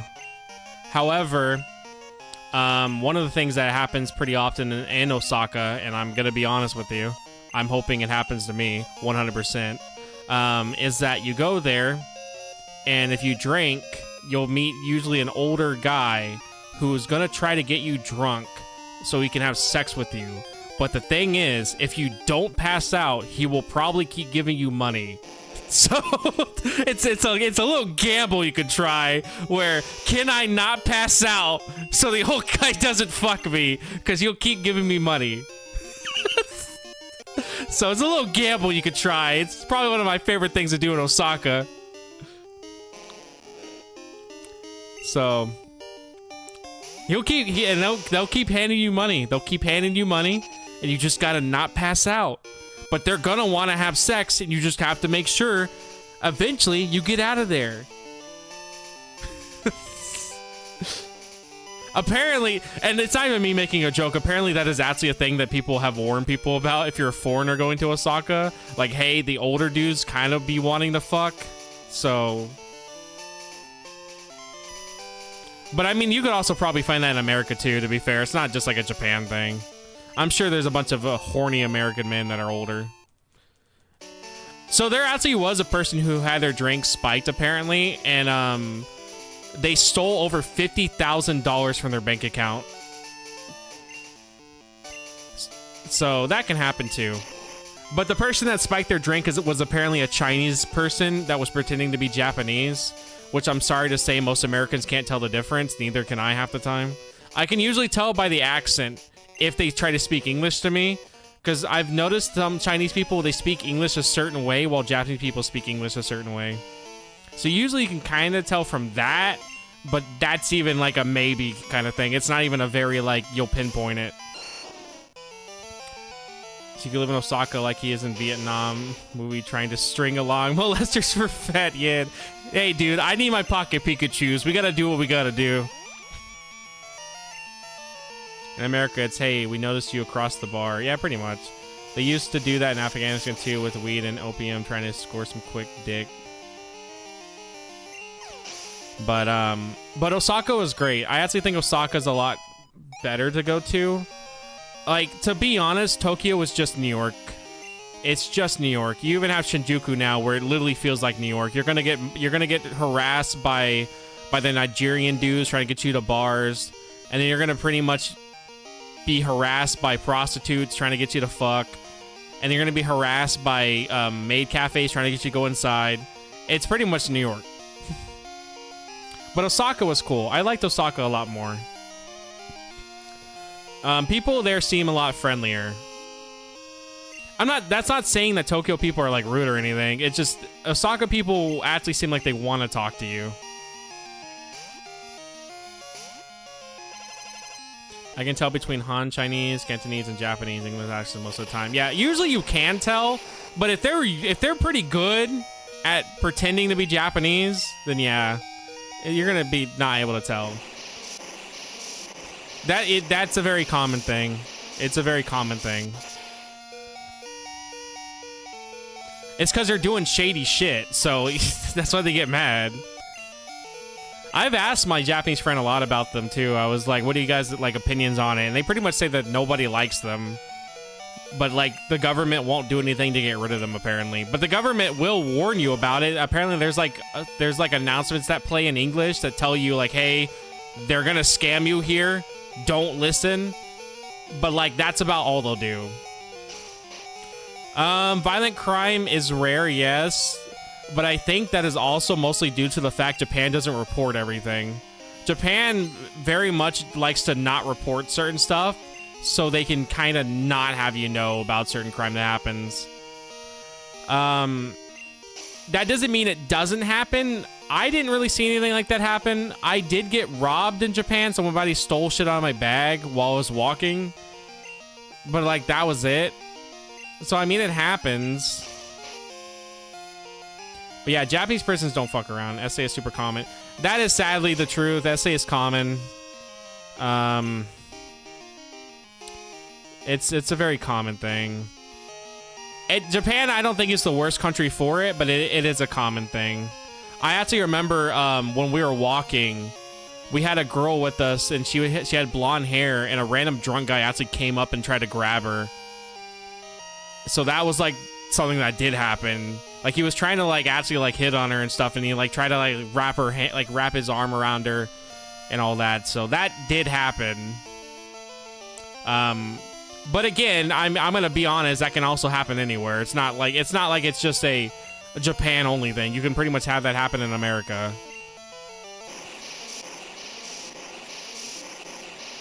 And from what I can tell, Japanese people have a hard time admitting difficult topics. Weirdly enough, that just comes down to, I guess, who you talk to. I had one Japanese girl tell me that Pearl Harbor, we were warned about it. Which, if you know about history, no the fuck we weren't. Because two people from Japan that were actually important government officials were in America at the time Pearl Harbor happened, and they didn't even know about it. So imagine being from Japan, a higher up official in America, learning your country just bombed the country you're in. So I learned that apparently some of them think that we were warned, while I talked to another Japanese guy who straight up said, yeah, no, it was a surprise attack. So it literally depends on who you ask. Some people like to say that you know, things like that didn't happen. Other people like to say they did, you know. Yeah, it did take him a while to admit about the unit, but granted, to be fair, America's also a piece of shit because we bought all their research from them and let them go. Due to it being valuable research, which is, whether it's valuable or not, it shouldn't have been research that we got from that. We should have found other ways to get it, not from that, but you know. Pretty much, but I mean, that's all. Like, at the end of the day, too, I'm going to ask you this. If Japan was to come out and apologize for things that people did that aren't even pretty much alive anymore, would it really change anything? Like, do you think people that are alive now in Japan should have to apologize for things that people did that aren't even around anymore? Like, I don't really think, yeah, like, I don't really think it would matter now.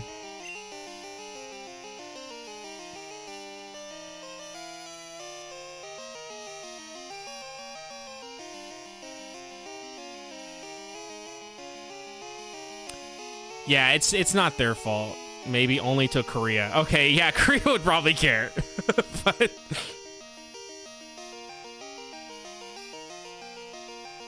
do I want reflector or light screen? I don't know, man.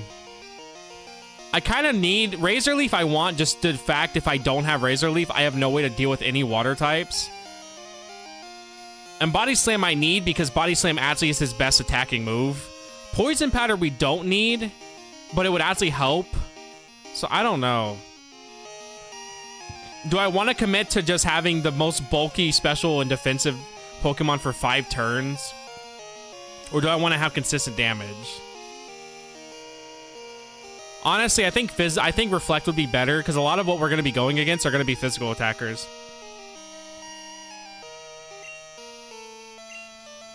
If the government body itself could at least hold the same level of shame accountability like Germany maybe. Anti-foreigner sentiment is understandable in Japan when you see what they get up to. Yeah. Look, I'm gonna be real. A lot of the foreigners that have been going to Japan right now are not great, and I get it. Like I said, I've talked to my friend about it a lot, and he showed me examples. A lot of the people that are going to Japan that are foreigners right now are pieces of shit. That doesn't mean they're all pieces of shit. I actually know a guy who went to Japan that's a foreigner that lives there now, and he's actually a very cool dude. I actually know 2 of them. But I kind of see why, you know, people are a bit upset up there. Do I agree with some of the racist comments they're making? Obviously not. I think there's better ways to address that type of topic than, you know, to be racist. That's not the best way. But do I get where they're coming from? Yeah. There's a lot of stuff, though, about Japan I don't agree with. Their weird view on certain things that are racist, where they don't see it as racist, that's something I don't agree with. I've talked to a few Japanese people where they've said some racist ass shit, and then when I go, hey, that's kind of racist, they go, oh, no, it's not. No, I'm just observing. And it's like, okay, it's kind of weird. But I've also talked to Americans that do the exact same thing, where they say racist shit and then go, oh, that's not racist because it's true. And it's like, all right, dude. That's the thing that kind of goes for any place. It doesn't matter where. They always had that foreigner distrust, though. I feel like when you're going into Hokkaido, will be way less affected by those issues. Yeah, because Hokkaido's so far away from foreign. Like, to be real with you, if foreigners are going to be in Hokkaido, they're Russians. Rarely are Americans going to go to Hokkaido because there's nothing really there. Russians go there because it's right next to Russia. I love the 2 groups of going to Japan from the U.S. are nerdy English teachers and big Latina women. Even I know 2, which they must just love over there. I don't know if they love Latina women or not, to be real with you. I've never asked that. Because the Germans I know online are like the least race people I've seen. Germans are really chill. They don't joke around with the extremists. They really don't. Oh, yeah. No, the whole idea of making a Holocaust joke in Germany, you're going to get your ass beat for doing that. They do not fuck with that. They hate that. Which, I mean, it's understandable. Can you fucking move? The rare candy's there and I can't get to it because this idiot's there.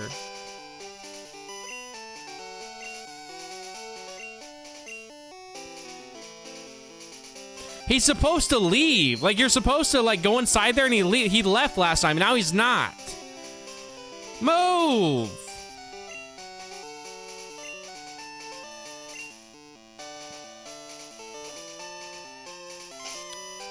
Alright.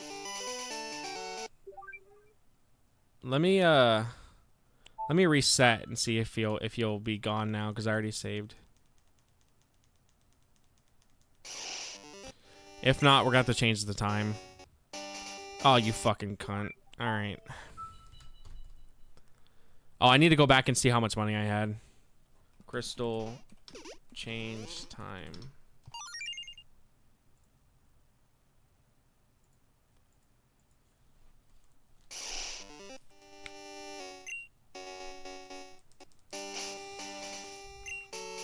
Okay, so 147,443.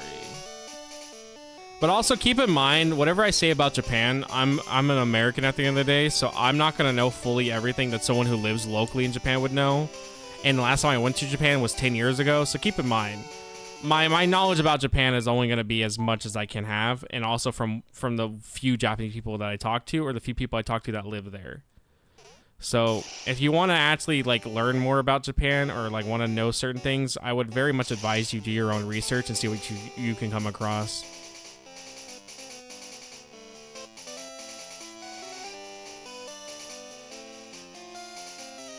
What the fuck kind of shit is this? So in Gold and Silver, to reset the clock is just hold down plus select B. Crystal, you gotta hold down, select and B, then release down and B, but keep holding select, then hold left plus up, then go, and then let go of select? Huh? Okay, so hold down that, then release down and B. Keep holding select, hold left plus up, And then, okay. Who designed this shit? Why is it so complicated to reset the clock? 7, 3, 7.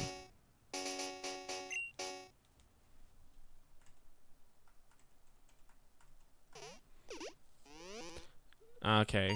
Yeah, don't worry. Westerners really aren't oblivious, lol. Okay, hold on. Let me catch up. My brother's ex-girlfriend's mom was a black lady from Germany. Yeah, don't worry. Westerners really are oblivious. Kind of the reason why I want to go, just experience it. China would be way more of a culture shock, I bet. China is actually kind of crazy to visit, especially since you're actually pretty much close to North Korea. Like, you can be in China and see North Korea at night, and everything is just dark as shit over there.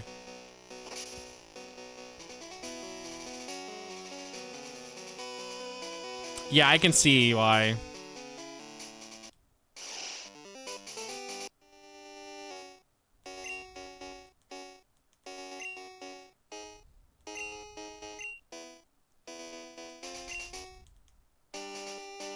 Why are you here? Leave! Where the fuck? Hold on. Why is he still here?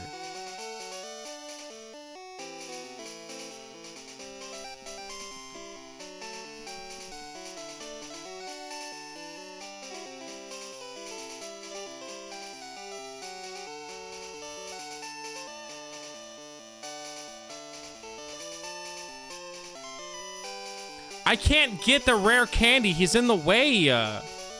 Leave the area? Oh my god. I have to walk all the way back over here again, dude. Come on. Let me try the house again. Let me try the house.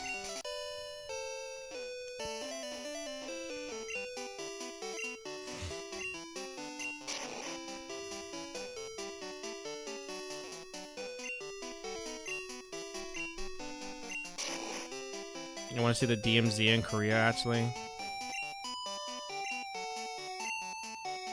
But yeah, I do think Japan's cool, though. Obviously, I think it's cool, but there are things about every country that I like and don't like.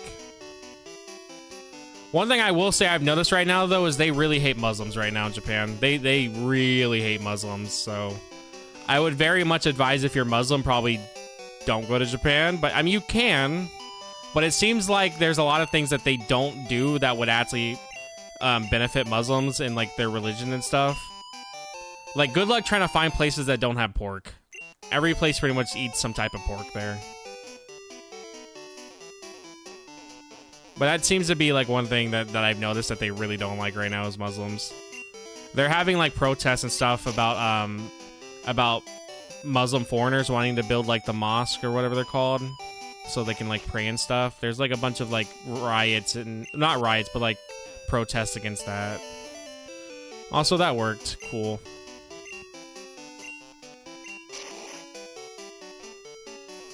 But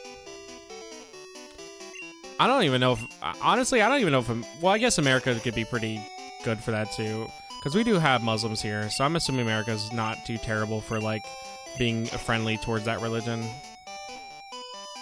The people maybe not, but maybe the restaurants. The people though, I don't know. Okay, I want to keep that. I need to sell my nuggets already. Get rid of this.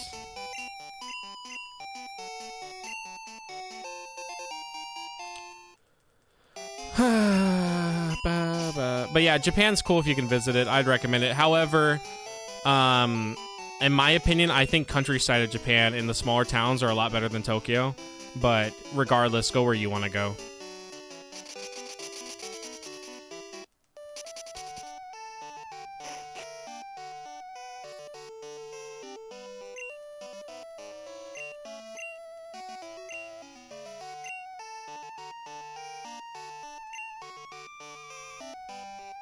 Wow, I don't have much. I thought I would have a lot more. I don't have shit, dude.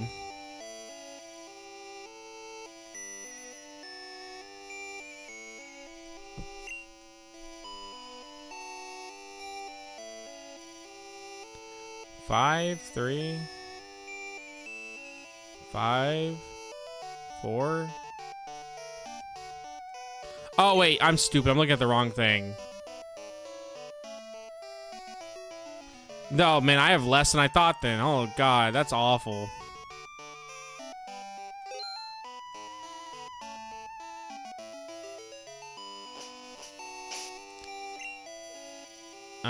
Oh yeah, the observation tower, and if the one you're talking about is in Tokyo, that one was actually really cool. I actually have pictures from that tower, but I think you're talking about the one in China or Korea. Most places have like a tower kind of like that. The one in Japan was really cool. All right, so we're gonna have to put IGN up. Well, actually, I'm gonna put. Who do I want to put? Honestly, let's put Shuckle up right now. And let's take Meryl, because we're gonna need Meryl to get up to the Elite Four.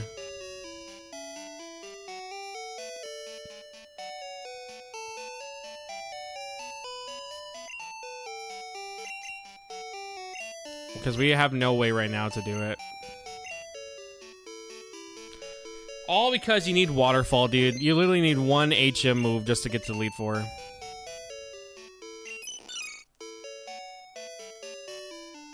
And while we're at it, we can now put you up.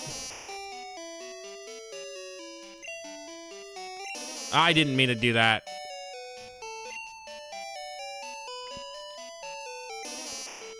Put you up. I don't know if we're gonna have time. No, okay, no, we're fine. I don't know why I thought it was like about to be 8 already. I was like, I don't know if we'll have time to actually beat the Elite Four and everything. Well, I don't think we're gonna beat them first try, but if we somehow do, I'd be very surprised.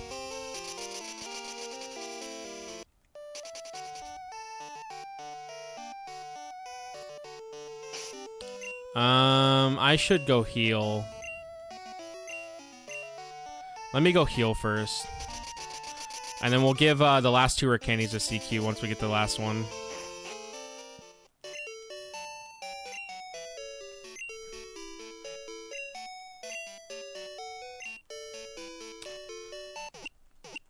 Every country sucks, to be fair with you. Just go to Dubai like everybody does. I don't know where that's even at. I think it's in India. I don't fucking know. I'm American. I only know Texas.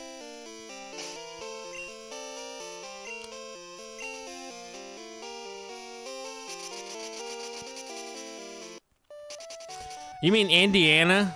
That's where you're trying to go, Indiana? I love Indiana. I don't even know what's there, but I love it.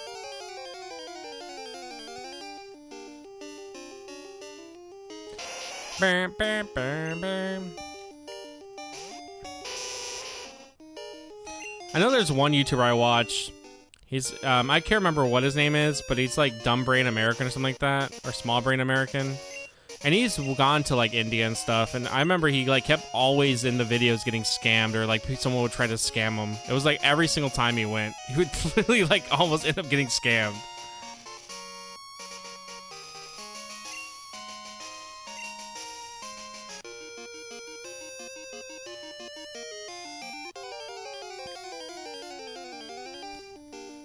Japan doesn't have a lot of flat land, so they just build artificial islands for their airports. Aviation Geek. Oh, hold on. My bad. I didn't see all those comments. I swear to God, dude, my chat thing's been weird, where I won't see you guys comment at all, and then it'll be flooded with like 10 comments right away. For a stupid reason, they get such a bad rep. In Ireland, they usually just use random buildings as a mosque. A house in my tower is a mosque, for example. Oh yeah, the reason they are hating Muslims is because some streamer politician guy got beat up for being an ass and then blamed it on Muslims. No, they were hating them before that, dude. That's literally, they were hating them before that. They've been hating them for literally like almost a year or two. That was before that. They were Nepalese. Michigan has a huge Muslim population near the Ford buildings. They built up their lives a lot in that area. Broke ass. We also have a lot of Muslim population here as well. They kind of stay in like a like usually by Churchill, the high school here. I'm a bit of. Hold on. I'm a bit of an avid geek, so I definitely visit places with wild airports, which Japan... Yeah, Japan does. I like to go to Nagasaki. I would like to as well. I want to go to Hiroshima, honestly.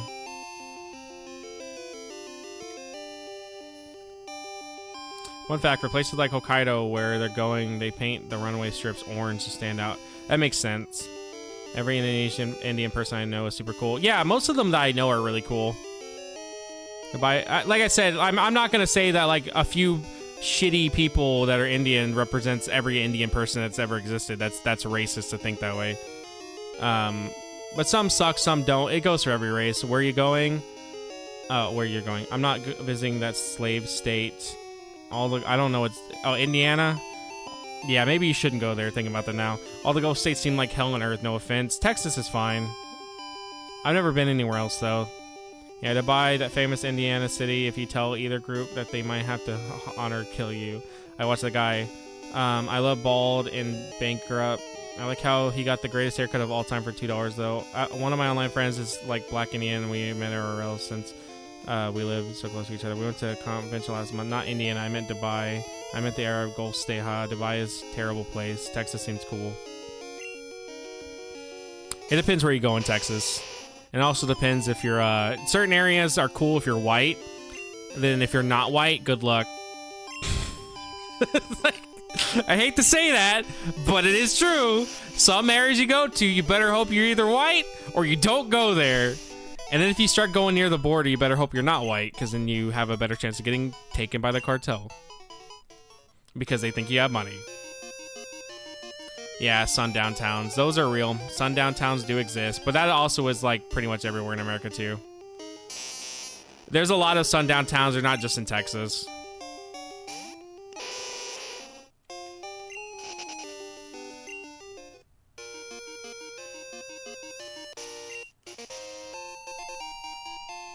Bum, bum, bum, bum, bum, bum.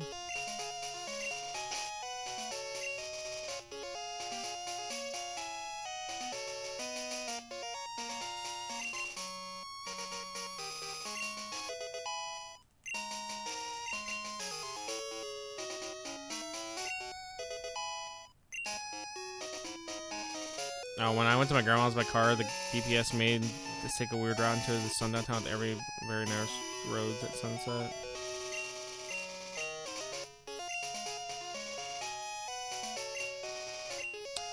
I remember one time my GPS, for no reason, sent me down the most random ass sketchy road, and I straight up thought I was gonna get like robbed. But I was going from San Antonio to Kingsville, and it was like late at night. And normally it would make me just take the highway. Like normally I would just take the highway, whatever. Well, for some reason my GPS out of nowhere made me reroute to a random ass country road that was pure dirt. I couldn't even fucking drive at like the normal speed. And I was like, oh my god, I was like, I'm gonna get straight up robbed out here. Sundown towns are pretty much towns that do not like anyone that is not white, to the point that the reason why they call them sundown towns is because when the sun goes down, you have a very good chance of getting killed. They're pretty much like, they hate pretty much anyone who's not white. They're very, very racist small towns. However, sundown towns can exist anywhere.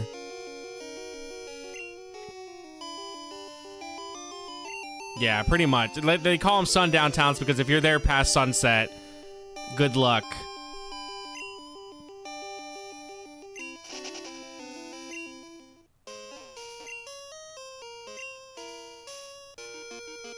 I think there's a pretty good amount of documentaries about them if you ever want to learn about them.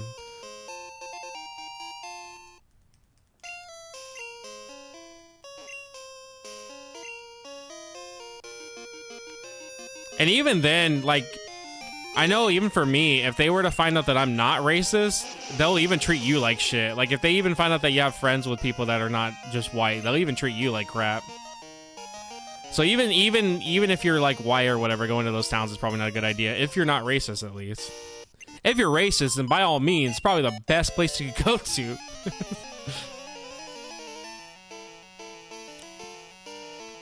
To be fair, too, I've also been taught not to wear hoodies. I've also been told many times not to have my hood on at night. So that's kind of a universal thing I've noticed. I've been told that many times not to have my hood on at night. People do. People hate each other for whatever reason. Like, I hate Piggy because he doesn't like Sonic Riders, so... Because he doesn't understand what peak gaming looks like. Instead, he's into GTA 6 that just looks like GTA 5.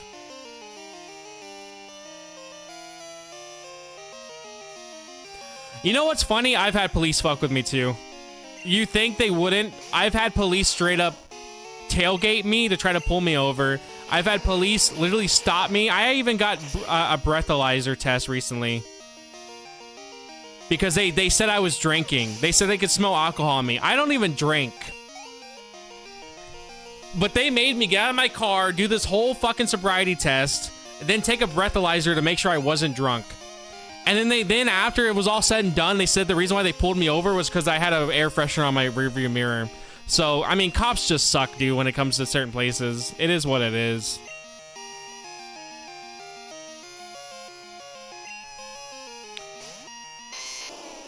The bad part is it looks like almost nothing like GTA 5. What does it even look like? I haven't even seen the leaks. I got a ticket one time because I went 5 over the speed limit because I was going to my friend whose mom just died, and I told the cop that, and he told me it don't matter, and he gave me a ticket and it said Happy New Year. So that was my least favorite time with a cop. That I found out my friend's mom just died, so I'm heading over there, and I went 5 over, and I got a ticket for the New Year. And he literally told me straight up, he goes, I don't care, pretty much. He goes, Happy New Year, and he gave me a ticket. If you think American police are corrupt, you have not seen Indonesian police. Indonesian police is very, very, very bad. Like, you want to talk about corrupt shit? Like, just go there.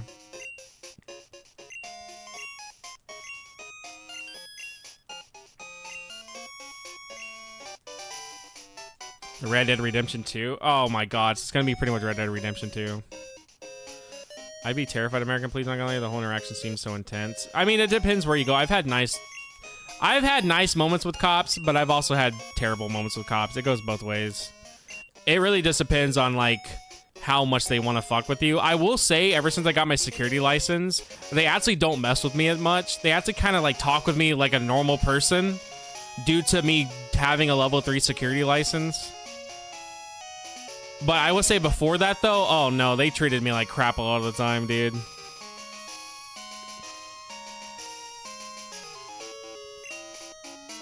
You have to, like, explain what you're about to do before moving your hands in case they just... No, thankfully not. Thankfully not.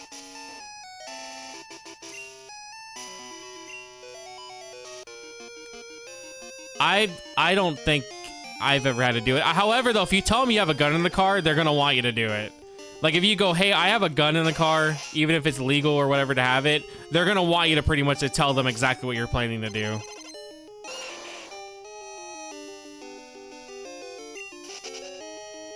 Bro, there was a cop parked out of my house last month waiting to give my sister a ticket for driving out the driveway because it was a super late inspection sticker.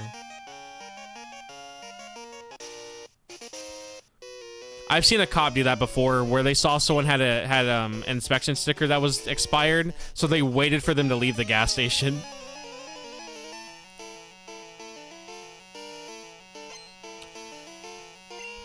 But yeah, a lot of them do a security off duty. I've met so many off duty officers that do security.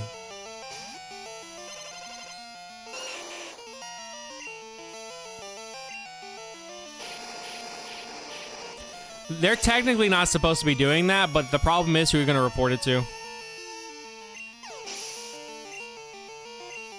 Like, who are you going to report that to, you know? That's the issue that you face when it comes to stuff like that.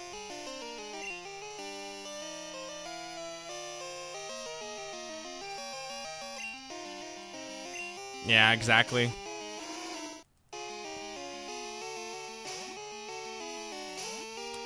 Again, it seems like a lot of cops are shit, though. American cops suck. Japanese cops, when I've seen, don't do anything until it's too late. That's why that girl got murdered at the Pokemon Center, even though they told her I remember what the Japanese cop did with that situation. They told her to just move.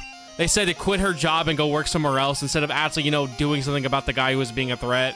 So they're useless. American cops are too aggressive, and then other foreign cops are just really, really shitty. Oh, did you not know that?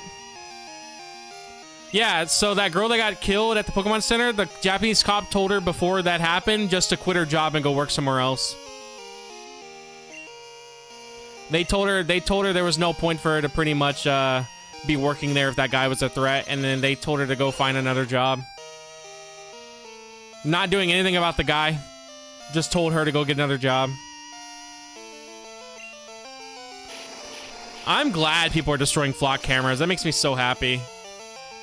They've already used it to get some guy for getting weed in a state that was legal, because apparently they would follow that he would go out of state all the time, and so they followed him for that, and then found out he was getting drugs.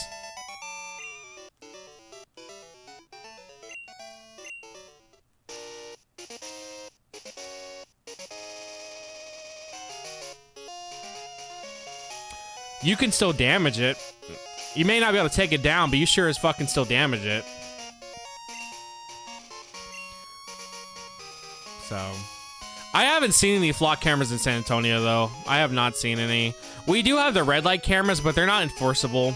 Like, if they were to take a picture of you or whatever, and they send you, like, the ticket or whatever, you don't have to pay it.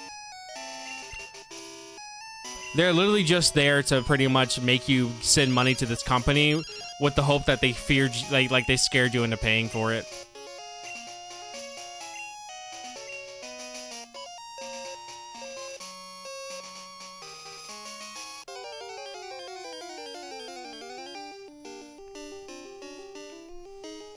They also track exactly where you've been. They track your pretty much your full-on like travel path, and they have a note of where you've been and which cameras have detected you.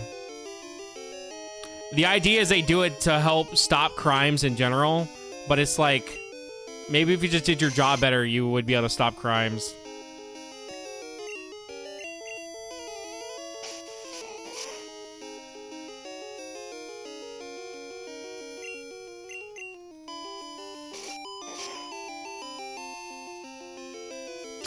Oh my god, I just looked away for 1 second and Amy died. I don't know, dude, I'm gonna be honest. Raticate is actually such a scary Pokemon to go against. Either he's really easy and you take him out with no issue, or he's genuinely an actual threat. It is actually kind of insane how good Raticate can be. More often than not, I've actually had Raticate kill me due to him having, like, good crit damage. Yeah, Hyper Fang is actually very scary. You would not think he's that good, because he really, half the time he's really bad. But, like, man, when he hits, he pretty much, like, knocks your ass out.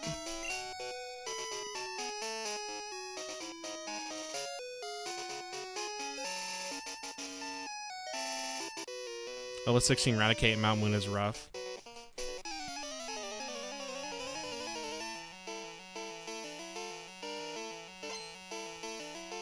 I've never used Eradicate, though. I honestly kind of want to try to use one, but at the same time, it's like, I feel like there's better Pokemon I could have used. As I say, running a Shuckle.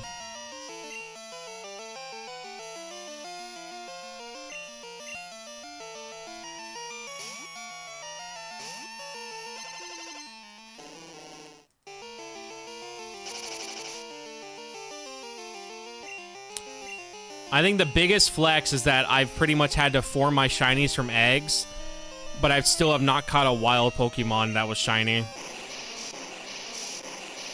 Pig Magmar is so cool. Too bad he doesn't look that good in the newer games.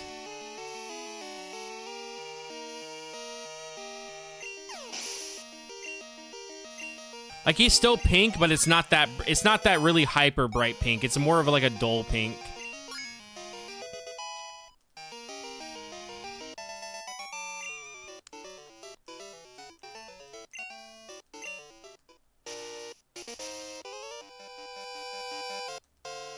I have never gotten Pokerus. It's actually insane. I've never once gotten it.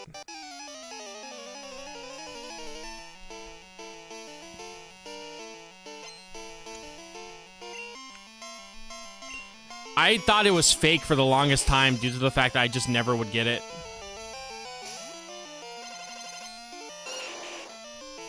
Oh, someone commented on one of my videos. Let's see.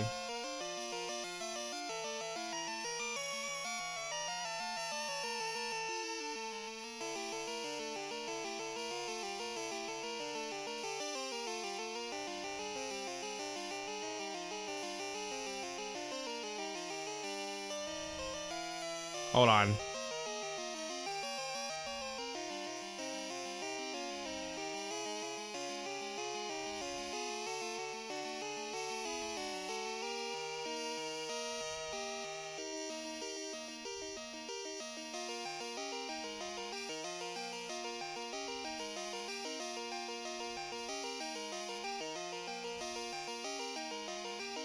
Give me 1 second.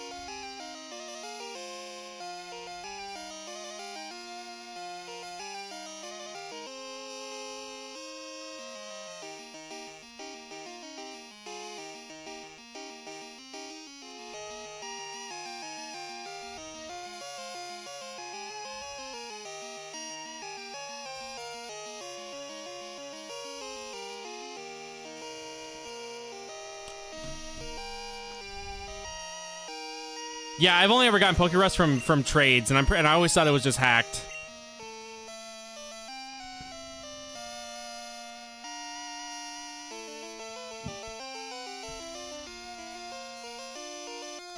Who do I want to use?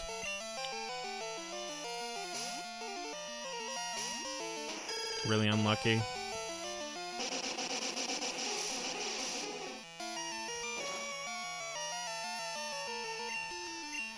All right, so what do you guys think? Do you think we're gonna beat the Elite Four on our first try, or what do you think? What do you think the luck is for it? Oh, Magic 8 Ball. Do I have the chance to beat the Elite Four on the first try?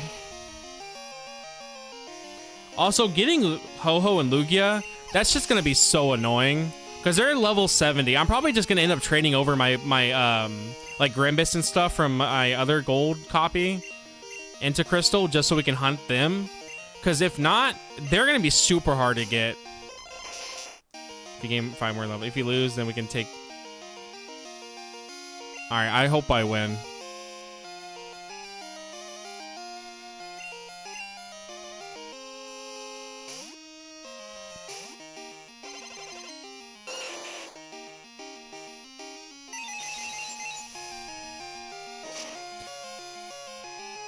But yeah, the dogs are going to be annoying to find. The legendary, at least Entei and Raikou are going to be really hard to find. Because I haven't even encountered them yet either. Actually, run a Zoroark, an Ultra Sun, and Ultra Moon. Why specifically in those games? Oh yeah, no, my other Pokemon are very, very bad. They're not doing too well.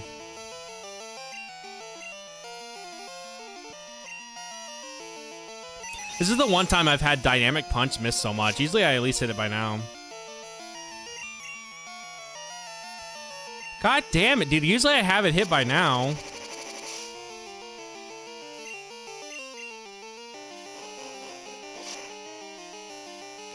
Well, I don't want an easy way to deal with it. I want to okay, I'm actually surprised it's not hitting. Genuinely. I've never had it miss this much.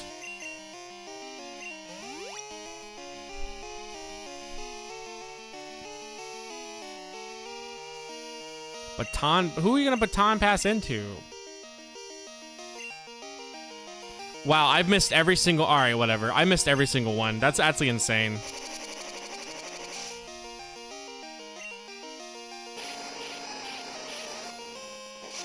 Yeah, I actually want to suffer on that fight. I don't want to, if I'm gonna cheese it, I'm just gonna do the Endeavor strap, like a normal guy. If I'm just cheesing it, that's what we're doing.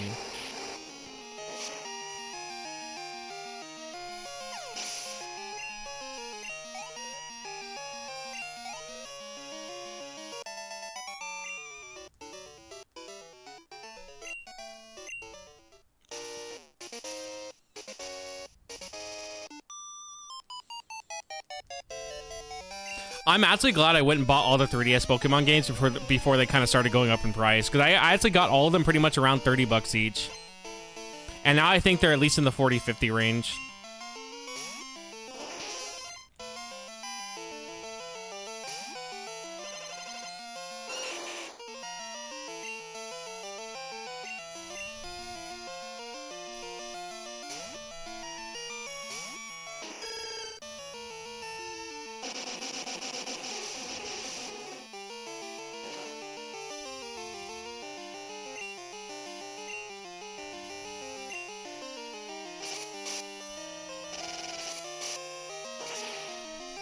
I'm debating on if I want to use legendaries in the later games. Like, I know for a fact I'm probably not going to use Kyogre and Sapphire, but I'm thinking about if I want to like actually use legendaries when it comes to like Gen 5 and stuff. Because you actually have to for one of the fights.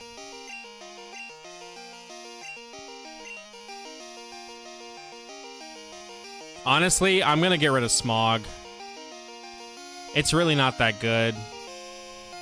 It's a poison chance, but it's like, it's so shit for the move. Let's go. Nidoqueen. Oh wait, it's Poison Ground. I'm not gonna be able to do super effect damage on it.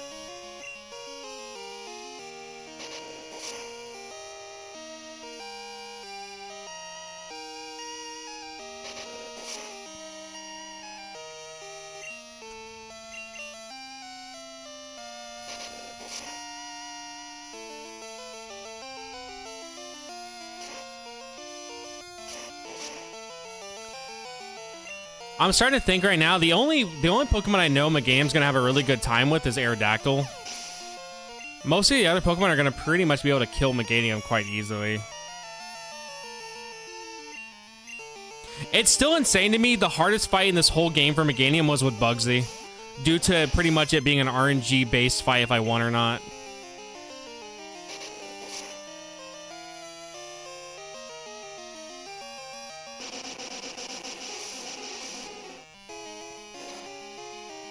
Well, good luck, man. Yeah, I ended up just buying Porygon in blue because he was cheaper, and I just transferred over Porygon from there. I was not going to spend the $999 to get Porygon when I could just get him in blue.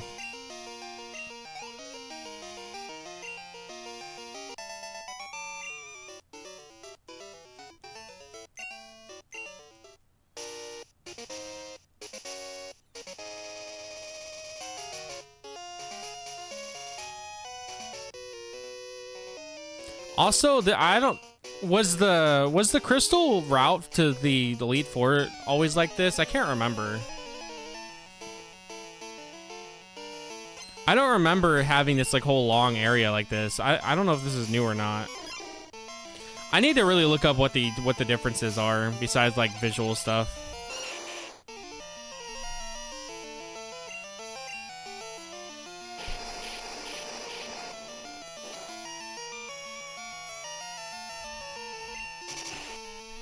Nice.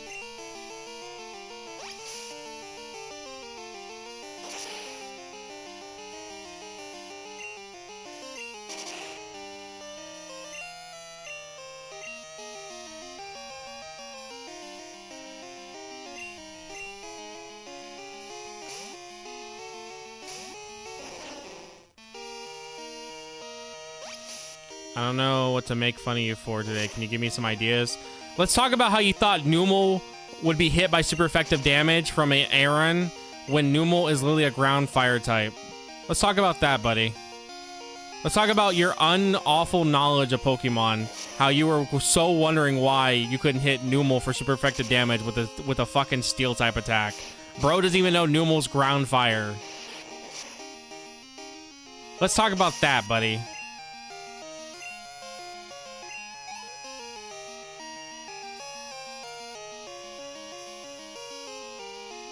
They do not match your level. They all come at level 20. If I'm correct, they come at level 20.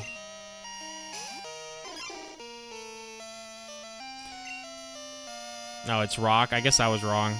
Well, it's still fire, so the fire is going to pretty much make it to where it doesn't hit for super effective.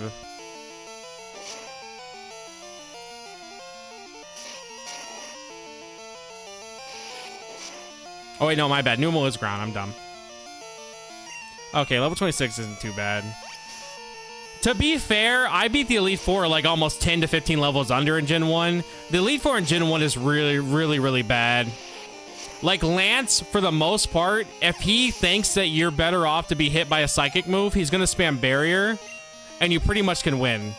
Lance will almost every time throw the match because he just spams the Barrier. I've had it happen so often. So it's always amazing to me that people say that Gen 1's Elite Four is like super hard. The Gen 1 Elite Four is just a fucking joke, dude. They're so stupid.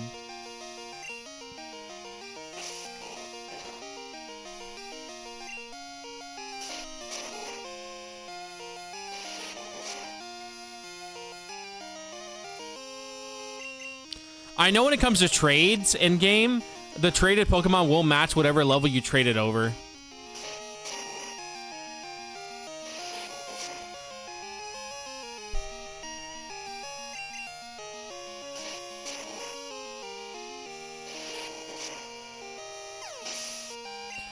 Honestly, if it wasn't for the fact I knew this was Fortress, there's no way to tell what Pokemon this is. You genuinely could not tell this is Fortress just by looking at the top of his head.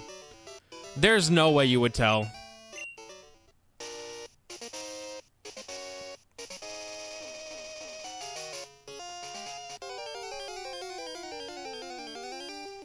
Bam, bam, bam, bam. Noctowl.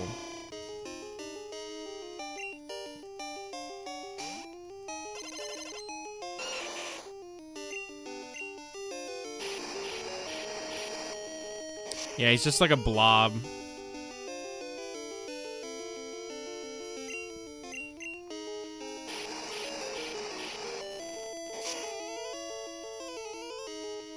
It'd be really nice to have Fire Blast or Flamethrower, but oh well.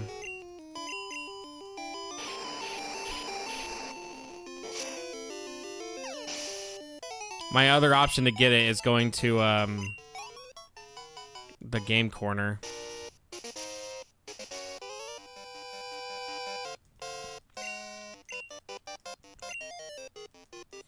I mean, if I really wanted, I could just go to my Gen 1 game again and do the rare candy glitch and then just sell them all and then go buy the teams I need from the game corner.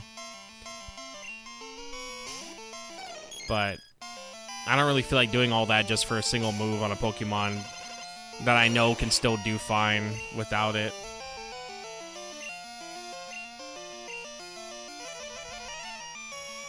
I need to use Attract more. It's very broken.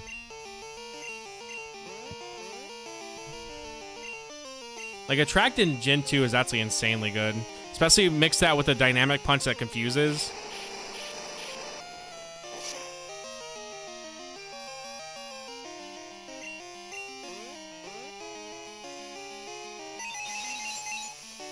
Even though it didn't work this time.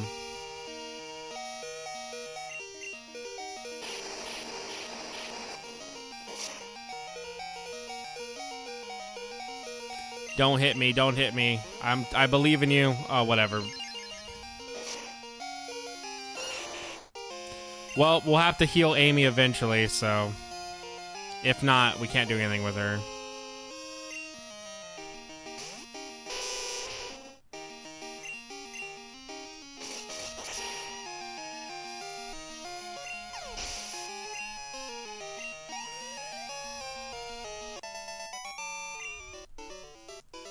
I don't have a revive on me, so I did watch it. I don't really know what the guy does, but I like that he dances.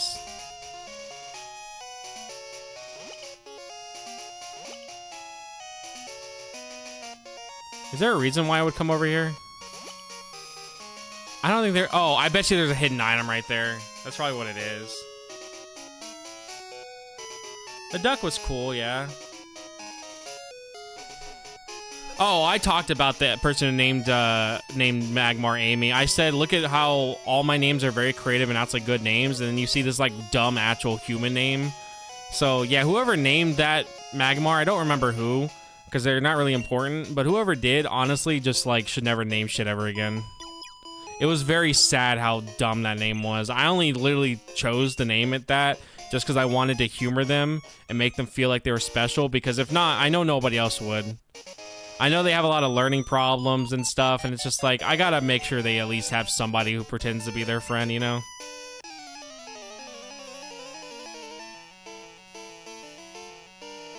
You see EDP 445 case has been reopened? I did not. Thank God, though. Hopefully something actually happens from it.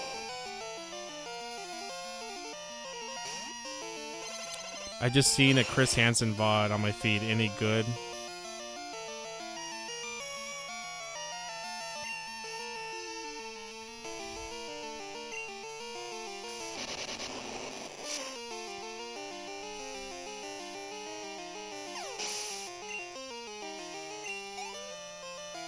He does suck. I know he was like, if it was me, I would have definitely got him arrested. It's like, no, dude, you literally fucked up another case. I don't even want to hear that.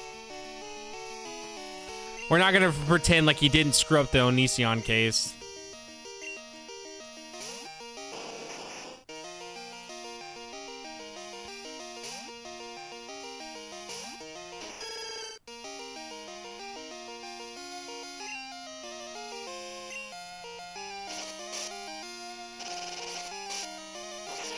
Yeah, but then you don't get views, so there's no point. I gotta make my money, man. I can't just do it for the love of helping people. We gotta make our money.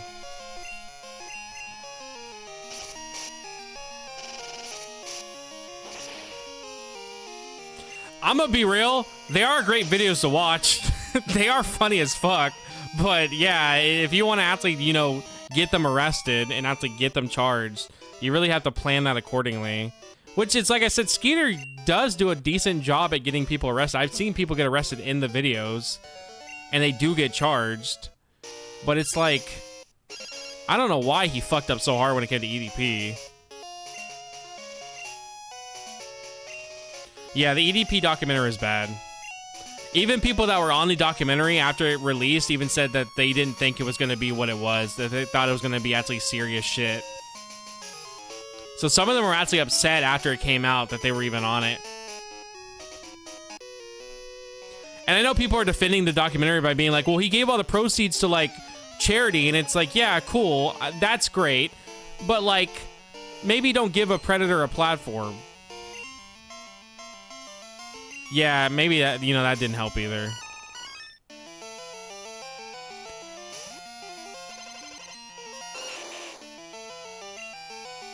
I mean, even if there's worse or not, the point isn't that there's worse people out there messing the cases up. It's that there's anybody even messing the cases up. We should not be having people messing these cases up if they actually care about what they're doing.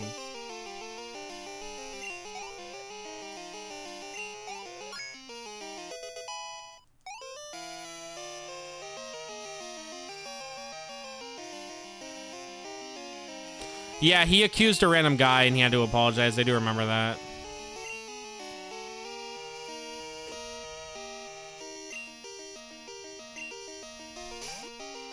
It's Kingler!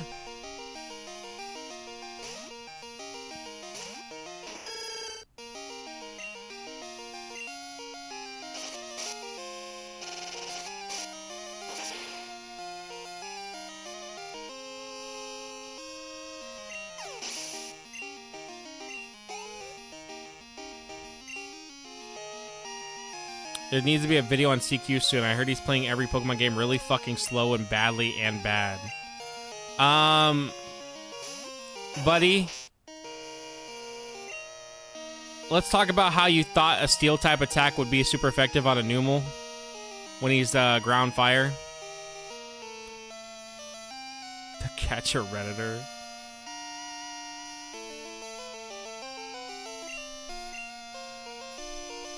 Let's talk about how you were constantly having to look up what types do what. Not me.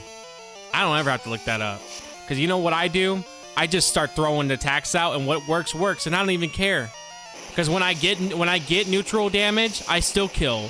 When I get not neutral damage, I still kill. When I get super effective damage, watch this. Hold on. Hold on. Give me a second. Give me a second. Hold on. Hold on. This is a very long animation. Give me a second. Hold on. Okay, do your quick attack. Hold on. Hold on.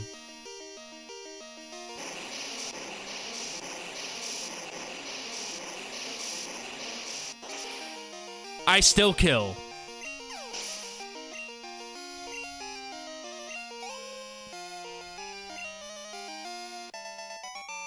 Yeah, because you're bad. I knew that. You're bad. You're fucking awful. They should call you Awful Stumbling at Pokemon. Dude, my team has been designed to be bad. Like, we can fight, but like, you're genuinely asking me to use a team that is designed to be terrible because I want to see if I could use them to fight you. Like, you're literally asking me to pretty much run the worst team against you. I can. I very much can. But it's like, you already know you're gonna win, because I'm pretty sure you actually chose good Pokemon. I went, what Pokemon does nobody use? And then I ran with those. My Crystal team is actually one of the few that I actually kind of put some thought into it, but I'm running a Shuckle. So what do you think I'm gonna do with that?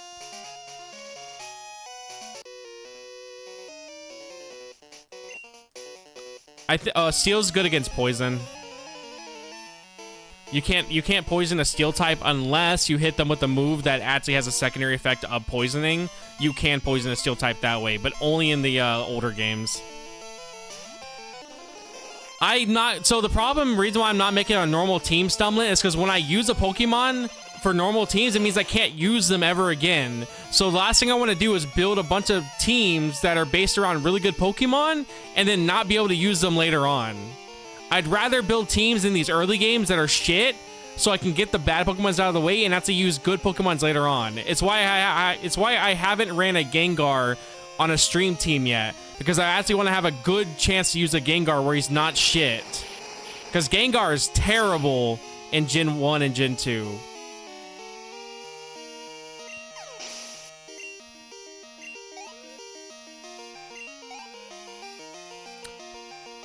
Bro can't even spell suck right. Arguing with Stumble is like arguing with a guy who literally is blind, has one arm, and is trying to tell you that he's a boxer.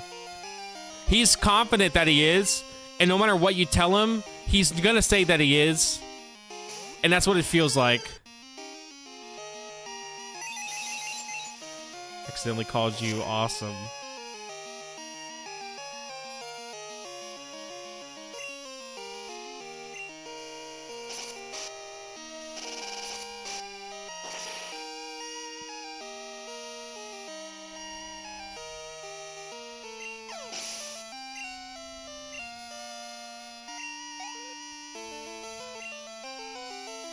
No, dude, I'm making fun of you.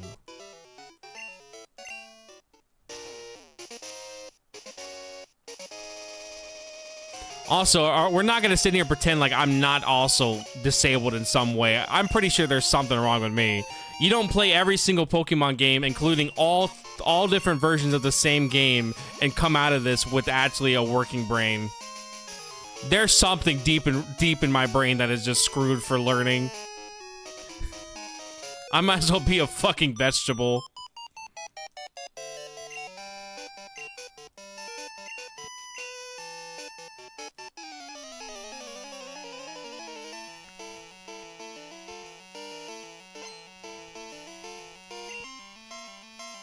I think this trainer's dialogue is new, because I think in Gold and Silver she doesn't talk about your rival coming through here. ADHD or some shit, that's what I think I have anyways. I wouldn't be surprised if I had that, but I also don't like self-diagnosing, so I don't know. It is too expensive to find out. And also gets put on a record if you do. Like if I was to go and try to get myself like a psych test and then they came out with that I was depressed or whatever, and that got put on my record, I actually would not be able to renew my level 3 or level 2 license.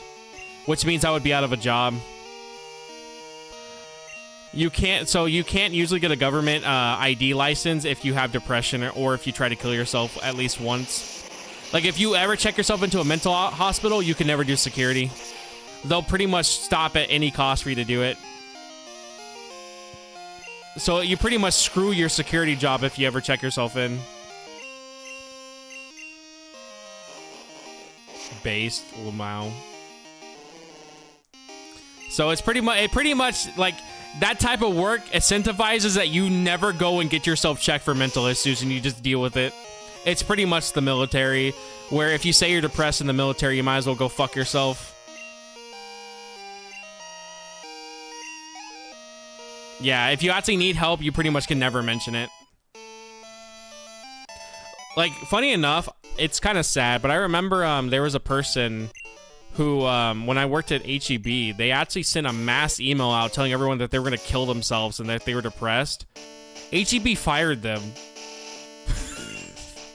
HEB fired them for that. So, yeah, that was kind of insane. Also, god damn it, dude. My team's... IGN's dead. Yeah, they literally said that they're gonna, like, kill themselves and that they're depressed because their, like, dad or something died or their family died or something like that. Someone died. And then HEB's idea to deal with that was they fired them. So, cool.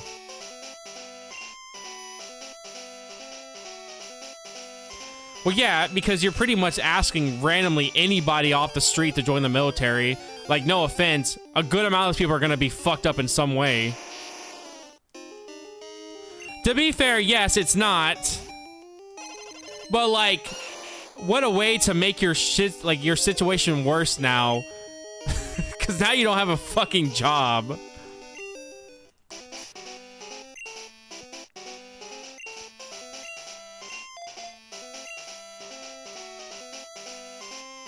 Like, I don't know, if I came out and was like, I'm gonna kill myself, and then my job fired me, I think I probably would then just go through with it. Like, I think at that point, like, all right, we're just gonna do it now. Go to military, pay college, and suddenly you're in Iran. I mean, to be fair, that's not work. Yeah, I heard that. Nice miss.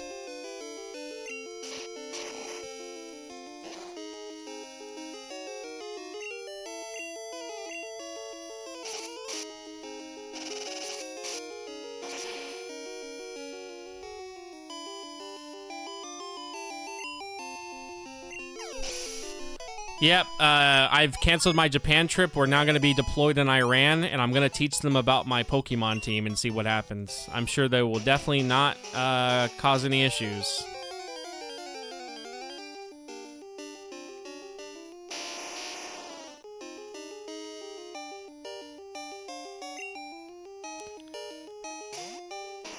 If I was smarter, I would have gone in and paid out the highest disability because that's literally what so many of them do. Been watching Caleb Hammer and it's insane. Yeah, it's the amount of money you can get from the military if you like get the highest disability possible. It's great, but it also means it's gonna be hard for you to get certain jobs due to that. Yeah, I hope I never get drafted either. If I have, like, thankfully I'm reaching the age of 30, so drafting will be a little harder for me, but it's still possible. But if I ever got drafted, dude, I would literally just be like, nope, I'm done. I'm taking the jail time.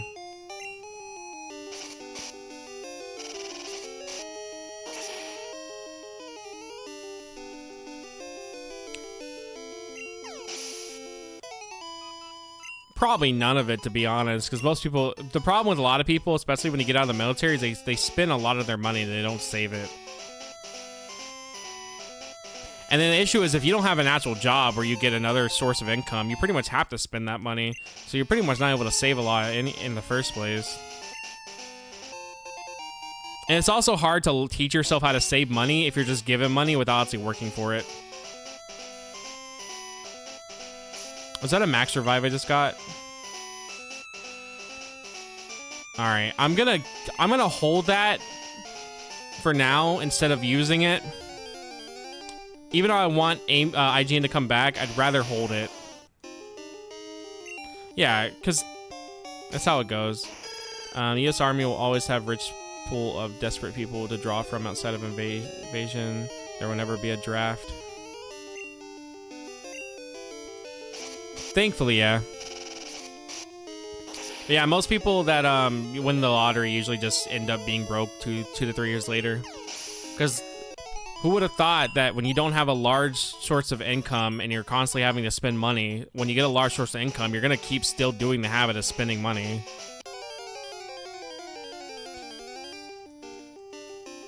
Like I do buy stupid shit, to be fair with you. But I do also try to save money. Like, I try to save at least $2,000 a month. Because I'm in a job where I'm actually able to. But I will admit, like, the idea of going and spending my, like, 6K or whatever, that to me even sounds stupid, even after having, like, a good saving. But I'm not against spending money either, though. I did drop $2,600 on a Japan trip, so, you know.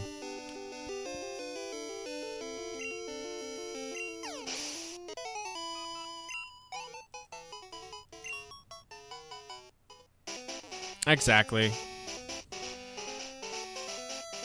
I used to never have savings. I used to literally be like, if I had one thing go wrong, I was pretty much screwed.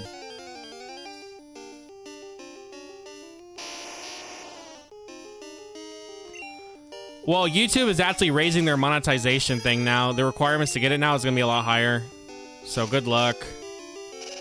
Also, YouTube does track where the IPs are from. So if you pretty much have a bunch of bots. Also, unlisted streams don't count for views. Even unlisted, like people watching an unlisted stream, that won't count. The thing is, if you have a bunch of accounts watching from the same area, they're not going to count that. Yeah, that is true.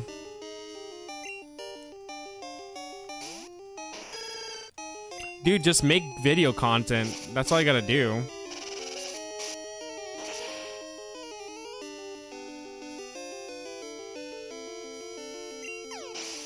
Yeah, it's rough, dude. Thankfully, from what I've gathered, the contract that we're on is that's gonna last a pretty long time.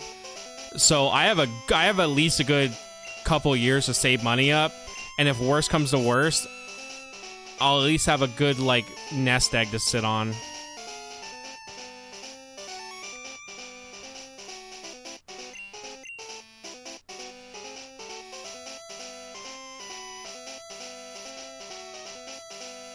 Honestly, dude, I have no fighting types. Get rid of this shit. Oh wait, no, actually I do have a fighting type. That would actually, actually, that would be actually good to give to Amy. I actually do have a fighting move.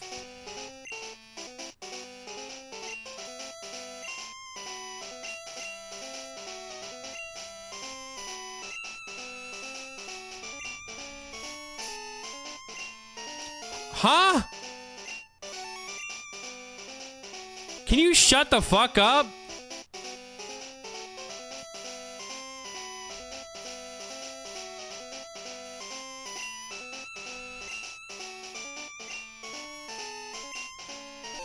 Close to, and once they double amount applies, it's gonna fuck me over. It's supposed to make getting views a lot easier apparently with what the new method is. So like maybe I'll honestly start getting less than 100 views now per video.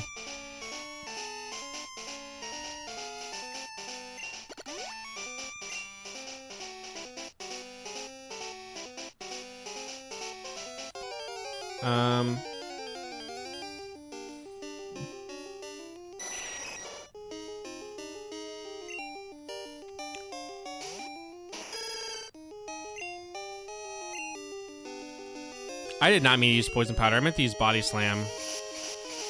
Great, that's going to be a decent amount of damage.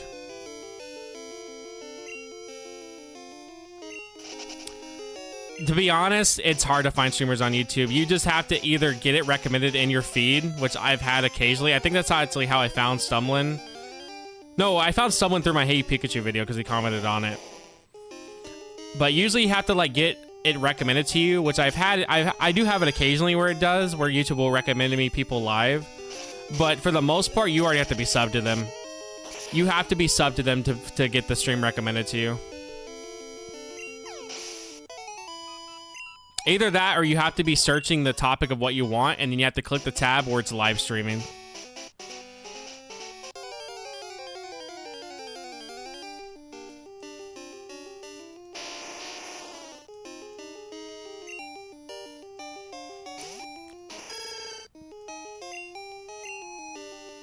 And then also getting people to watch streams is super difficult. Like, you would think, because I have a decent amount of subs. Like, I have a very decent, like, to me, it's a lot. So you would think we'd have more people in the streams, but we really don't. We usually but my streams usually don't do that well. So it's also, even with a decent following, it's hard to get people to watch streams.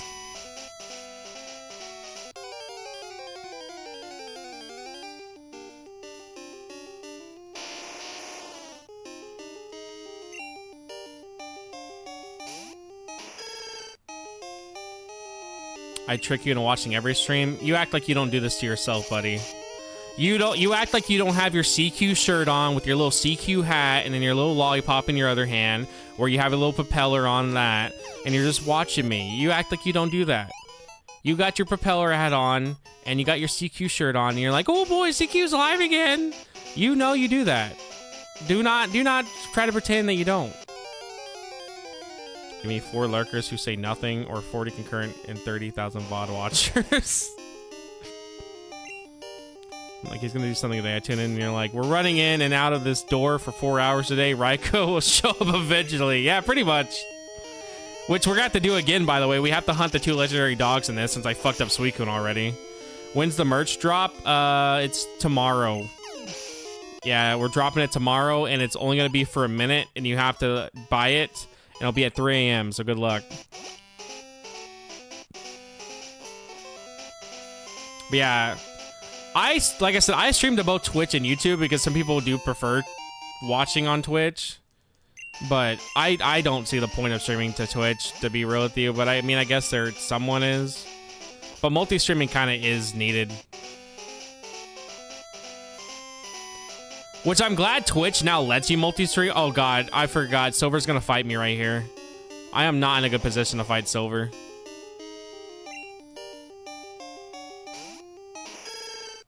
Yeah, I've never made a shirt before, but I'm sure you'll go ahead and forgive me when it arrives not even fully intact.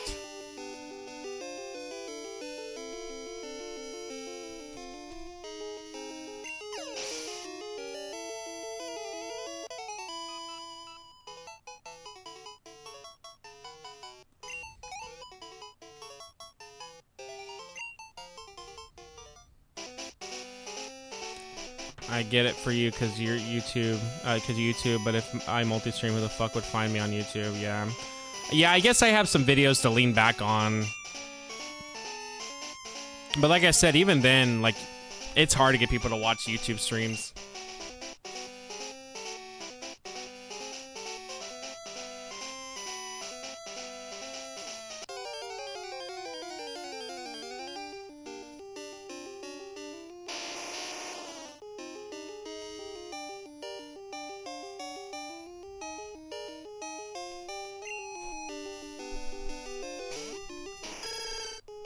I didn't murder Suicune, by the way. Suicune actually killed me, so...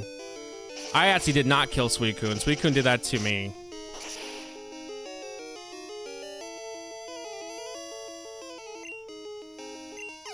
Twitch will pretty... Like, good luck with Twitch if you just start and you only stream and you don't do anything else.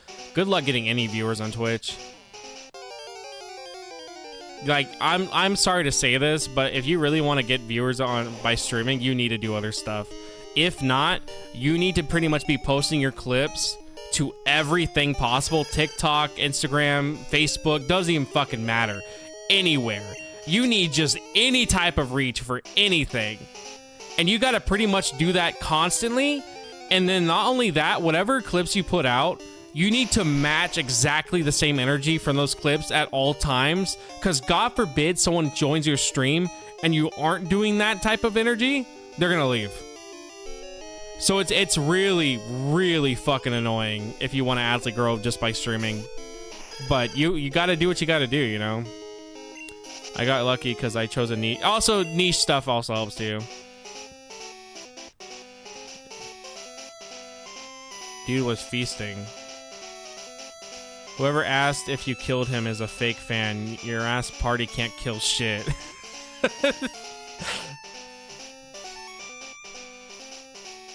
Glossa, if it's a popular category, you kind of need to have noted how popular community that will watch your stream. Yeah. Like, I know someone in my Discord recently said that I'm wasting my time talking about the Pokemon for videos and stuff, which I agree. Technically, I don't think my Pokemon videos are going to do well. But it's the fact that I'm so passionate about Pokemon to talk about them is why I'm doing it, regardless if they do well. Because I pretty much accepted my videos are going to do terrible. There's nothing I can do. YouTube will constantly recommend the videos to shit that isn't even gaming. So it's like, what can I do? Like, I think it was my Gold and Silver video got recommended to a video called Gay Bomb. And it was just a meme about how apparently the government was turning people gay. And it's like, how the fuck is that a good recommendation?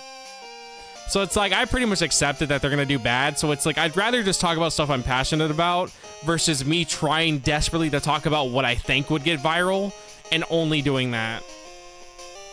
Well, I don't get clips. I need an editor. then you gotta be your editor. That's what it is, Stumbling. Like, I hate to say it.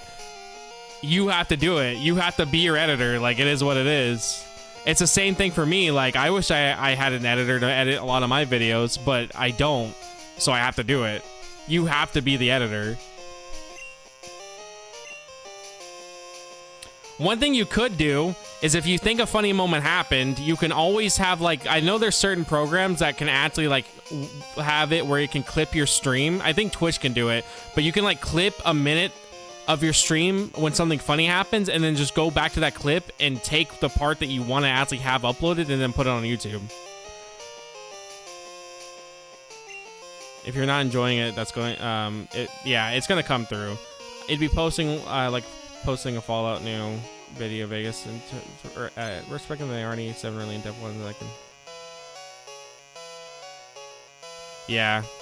Because, I mean, I've had people like my Hey Pikachu video. I've had people even like my Pokemon Snap video. So, I mean, like, clearly, someone will watch it eventually. But at the end of the day, it's like, I'm happy that I'm putting these out because God fucking forbid the views aren't going to happen no more. Or just be a little less lazy and clip in VLC like normal people and keep it in HD with no bitrate compression. Well, then you're going to be busy playing and being awesome while never getting monetized on YouTube because you won't do the thing I'm telling you to do. Because you know what? Those short clips would also help.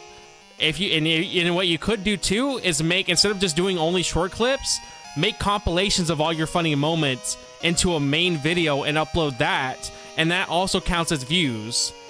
Pretty much, there's many ways to make things get seen. It's just you're going to have to put the grind in constantly, and that's just what it is, man.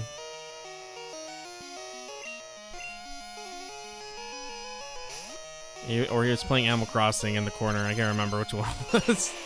Trying to find first VHS prints is hard. Yeah, I break down, but it's the 1993 version. Yeah, I could see that.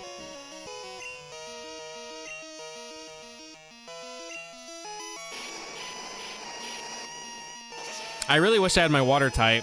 It'd be very nice if I did. People actually use YouTube Shorts a lot. You'd be surprised. I don't know how many times I've been at work and I see like older people watching YouTube Shorts all the fucking time.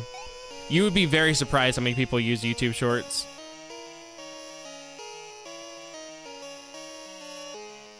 Yeah, exactly. That's kind of the best idea to go at it.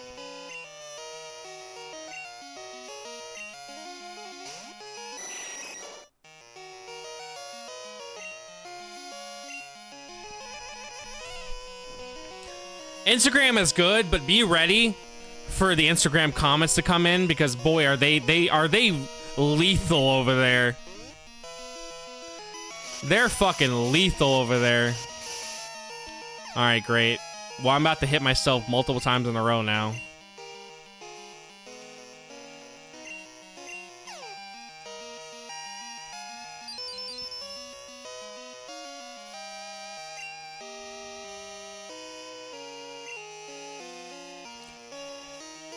And I know for my shorts, I don't even make it where it notifies my subscribers I upload shorts. I always uncheck that because it actually helps. Because my thing is like, you've already seen the videos. I doubt you're gonna want to watch the shorts if you're subscribed. So like, I always uncheck it so it only recommends it to newer people. That's why for all my shorts, it's like 99% new people and then like 0.1% or like 1% of like older or like returning subs. That shiny looks like when you press your finger into an LCD and the colors fuck up for a second. Yeah, the free pages will do it for you. People can get annoyed by pings. Yeah, I never tell people like that are subbed to me that I upload shorts. I don't even announce them in the Discord, dude, for those reasons too. Yeah, there it is. I was waiting for me to hit myself.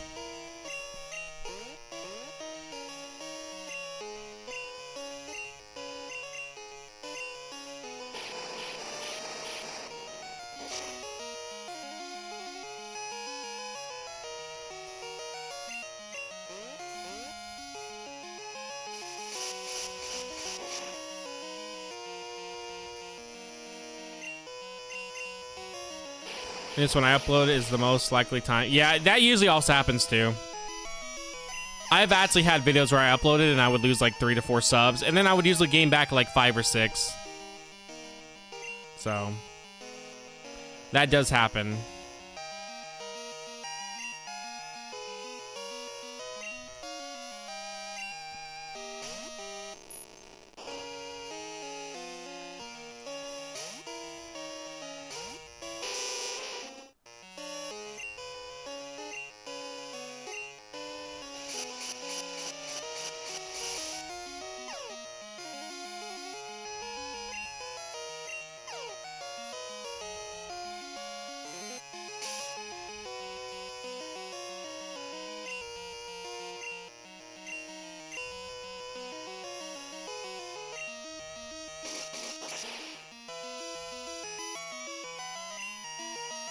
I mean, my last video where I blasted a respective member of the Colonial community got only positive reviews, reactions. Well, it was obvious it was a joke, so I mean, that's probably also what helped. I think if you were actually being seriously trying to, like, shit on that guy, it probably wouldn't have been good.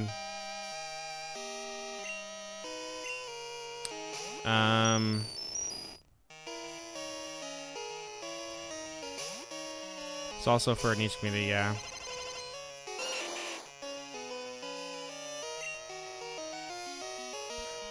I mean, I'm still surprised my Nafinia video did so well, but at the same time, I will be honest, Yumaniki community, they really love that shit. Any type of thing that's like Yumaniki, they eat that shit up, and I'm part of that, so I know. You give me a weird dream game, could be just slop, I'm gonna eat that slop like a goddamn pig. I'm all over it. Let me walk in some barren ass worlds and listen to a beep boops and like I'm in an alarm clock.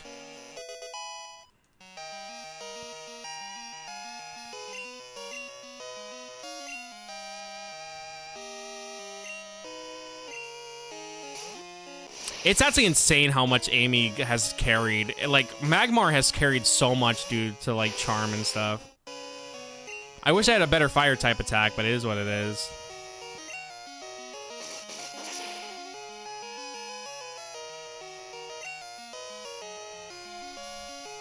Bro really wasted his turn to use Future Sight. Yeah, he really wasted a turn just to use Future Sight.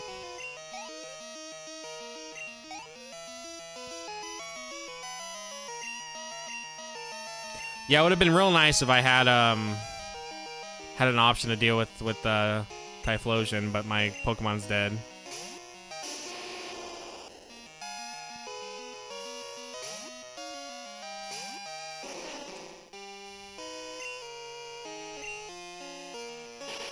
This shouldn't kill? I mean, it's 4x weakness, but it shouldn't kill, I don't think. Because Flame Wheel's not very strong. Nah, that killed, yeah.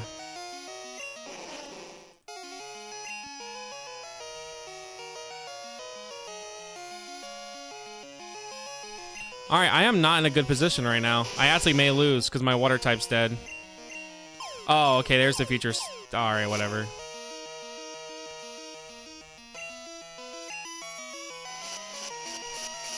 That'll be anytime soon because you got too much Pokemon content play, but a cool game you could stream is Pokerogue.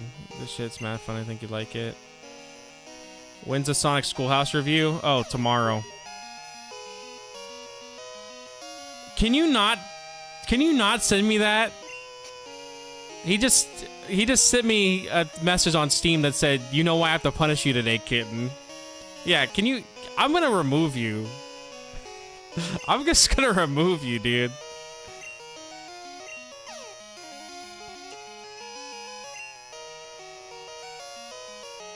Oh my god, I fucking missed.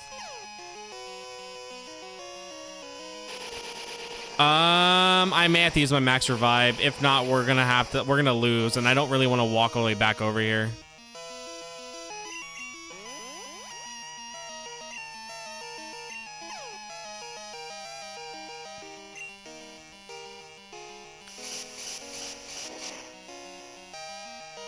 Okay, we'll actually be fine. Alright, I'm gonna hope that my Meganium's faster. Okay, never mind. We actually should be good. Oh, okay. Fuck off then. Who still has quick attack on Typhlosion? What motherfucker is running quick attack on Typhlosion?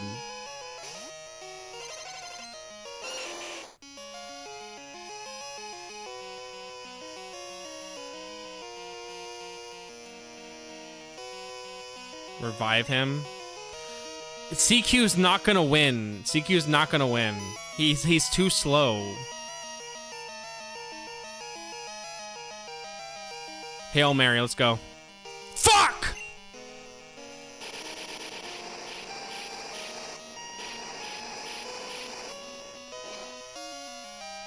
Oh, we're still in it. We're still in it. Hail Mary, let's go. I keep forgetting he has that. What motherfucker's running quick attack?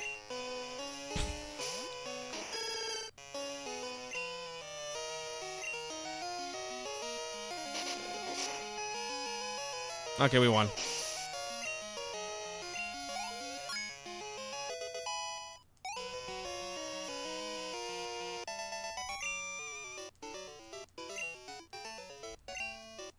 They need an attack, but it happened to be quick.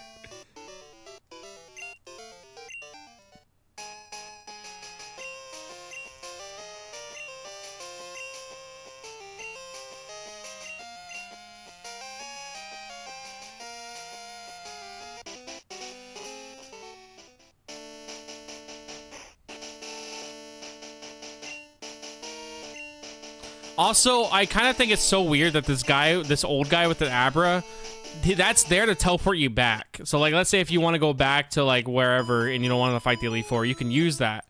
However, if you beat the Elite Four, he disappears and he's never there again.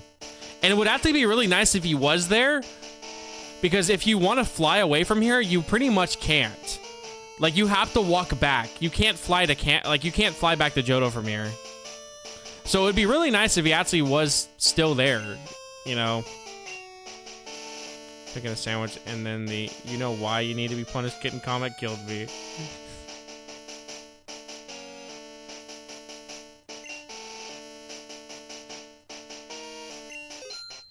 Okay.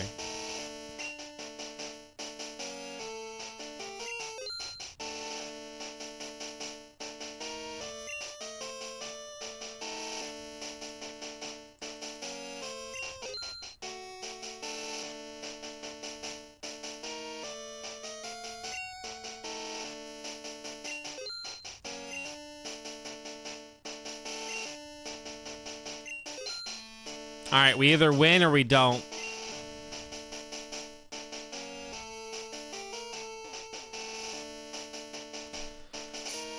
You can skip. All right, so my opinion, you can skip Gen 1. There's no point to play it. Gen 2 is better. But you can also skip Gen 2. There's no point to play it. Gen 3 is better. But you can also skip Gen 3 because Gen 4 is better. So there's no point to play Gen 3. But you can also skip Gen 4 because Gen 5 is the best. So go ahead and just play Gen 5. Confuses and distresses me. All right, guys, here's our team. Oh, wait, hold on. We're forgetting one guy. Hold on. Oh, I can't believe I almost forgot the GOAT, the champ, the best team member we've ever had. Get the fuck out of here. Where is he? Gen 5 is DS, but you can still play it on a GB. Just pretend. Just pretend you're playing on the Game Boy.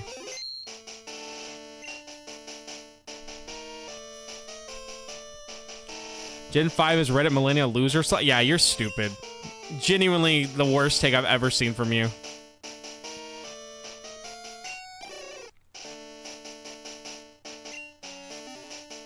Yeah, I agree. Oh my god, Gen 3. I literally was playing on Gen 3, like I said, and the box system in that game is beautiful. I literally started crying because of how amazing it was. Alright. Here we go, guys. You know, that's what I'm hoping they do, is that we all of a sudden get every Pokemon game that's on the DS and all that stuff to the Switch, but I know that's not gonna happen. Because you're bad, dude. That's why I don't remember anything.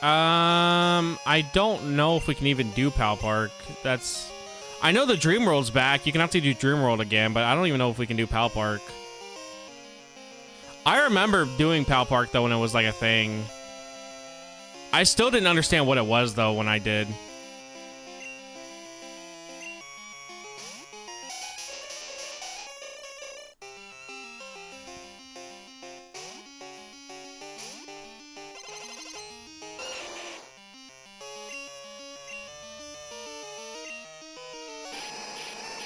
Okay, you can still do it. Well, then what is Pal Park again?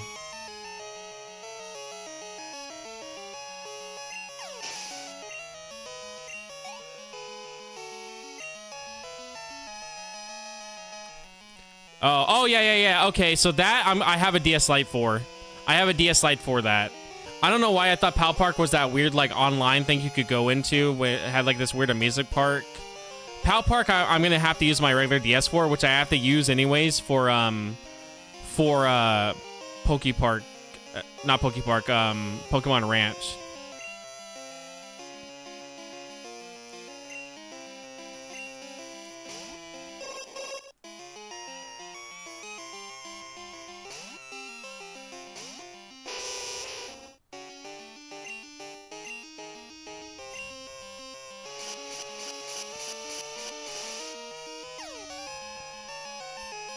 Please be lucky. Please don't hit me. Please don't hit me or I'm dead. Nice.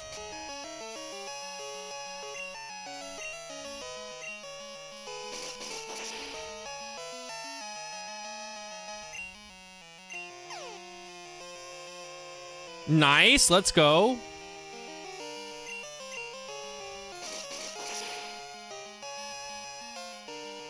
He's not gonna hit himself another time, though. There's no way. Yeah, I knew it.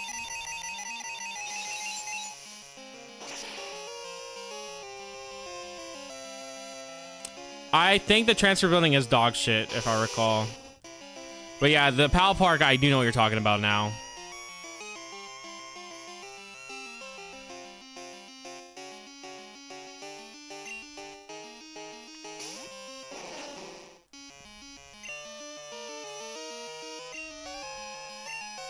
Of course, use the max potion. I should have known.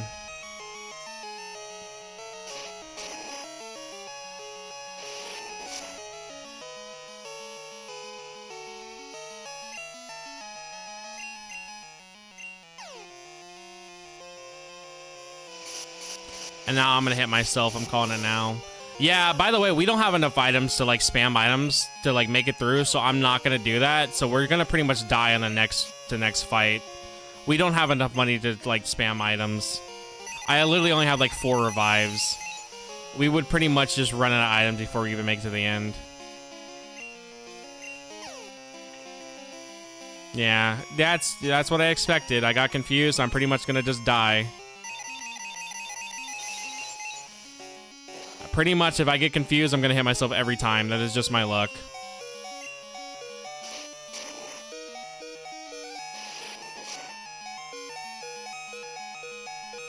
Of course, he didn't die.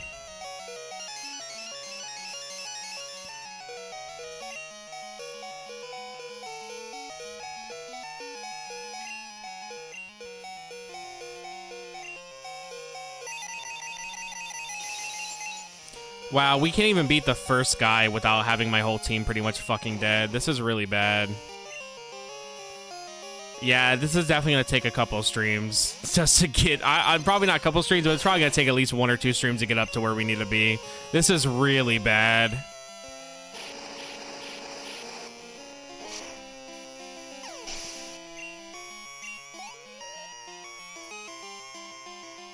I knew it was going to be bad, but I was like, maybe we'll have a decent chance, but like, we literally just have no way to get past the first guy without pretty much dying.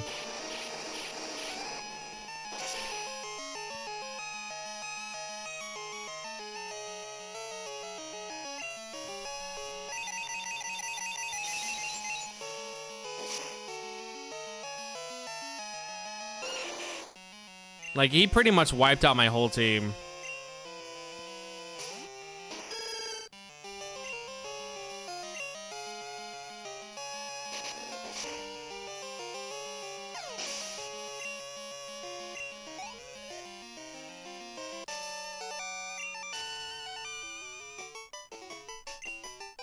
Well, at least we'll get some money back, you know.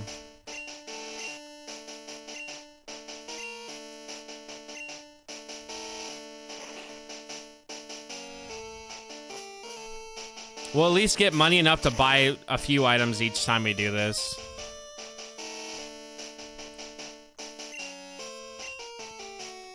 So I have no good way to deal with any of his poison types. I literally have no option for poison types. Like, none. Like, I have no ground moves or anything. I don't even have steel moves. Like, I just have nothing.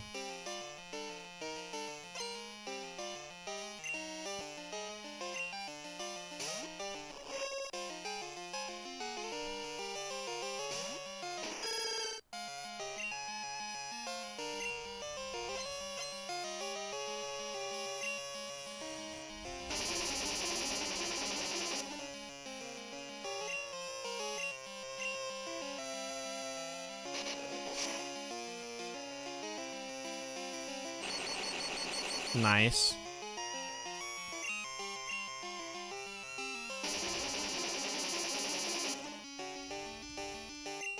The fact I'm not even able to one-shot an Ariados is really sad.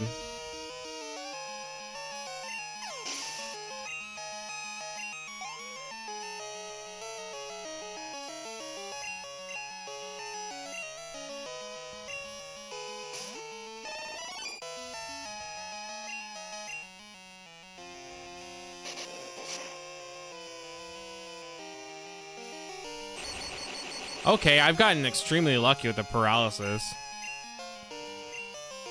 But yeah, no, we're probably gonna have to beat them tomorrow. There's no way I'm gonna be able to actually beat them.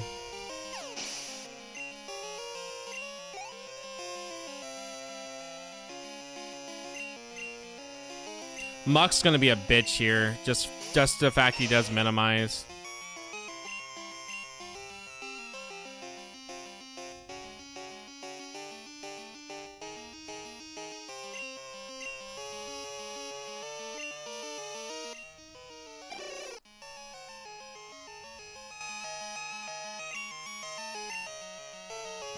Wait, I actually have a better plan, I guess, for the first guy. I can use Shuckle into Safeguard, actually, for the first time. Because that would stop him from being able to confuse me at all. Oh, damn, that fucking sucks.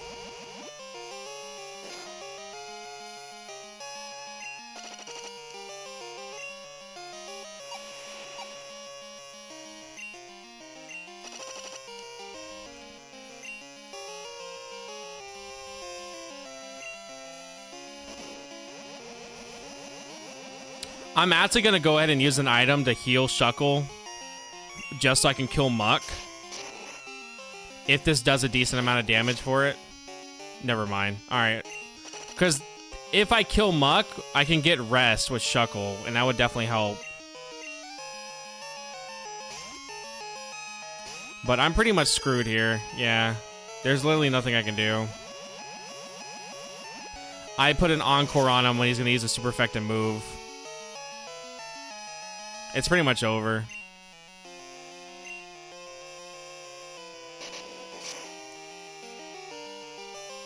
Yeah. I do not have a way to deal with Muck. I literally don't.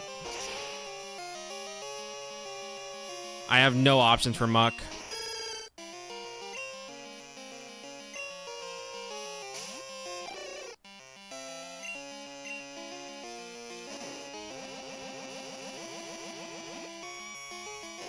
But I think the idea is going to be leading with Shuckle for the next run through this.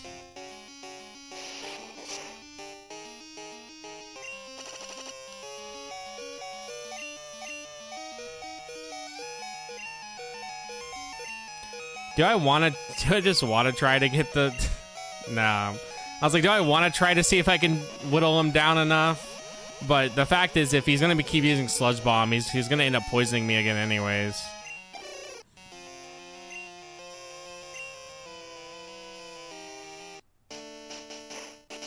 Okay. Well, let's buy what we can. Oh, wow. We didn't get shit. We didn't get any money. I can get another revive. That's it. Okay, let me check all their items real quick and see.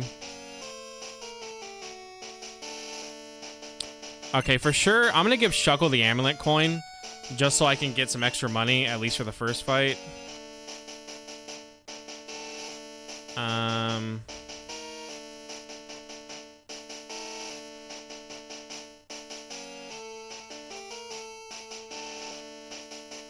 Okay, I think everyone does.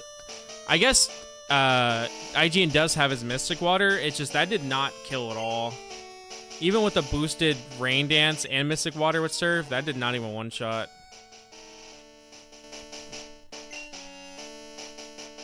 Alright, we're gonna lead with Shuckle.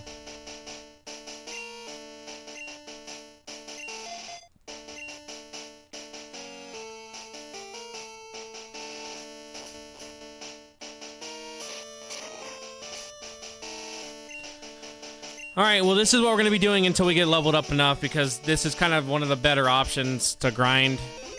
It would help though if I could actually kill more than one member without having all my team die. That would definitely help with grinding. So if that keeps happening, then we are going to just go to Victory Road and grind there.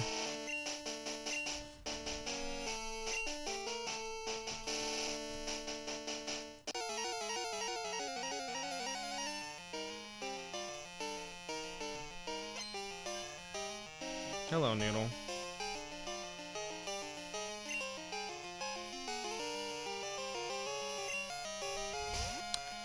Alright, well, here we go.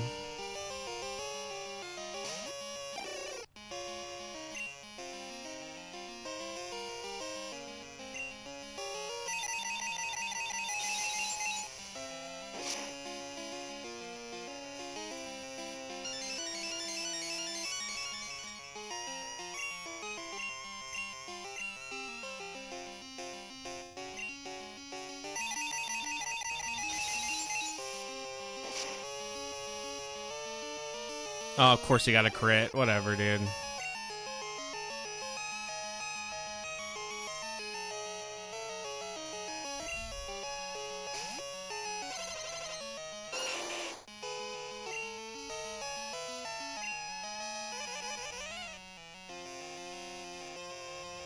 I didn't think he was gonna crit Shuckle.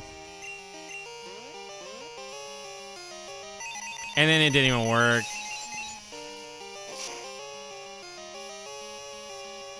There goes half my health right there.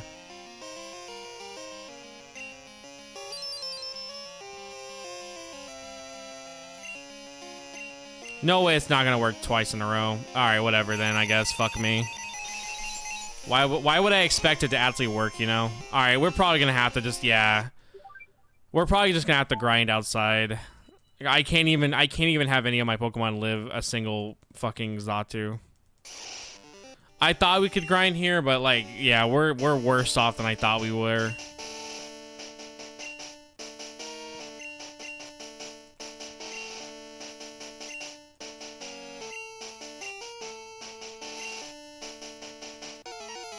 Like, I know our team isn't great. Like, we're under-leveled, and there's nothing I can do. Literally, my option would have just been to literally grind off stream or grind on stream for literally like 5 to 6 hours.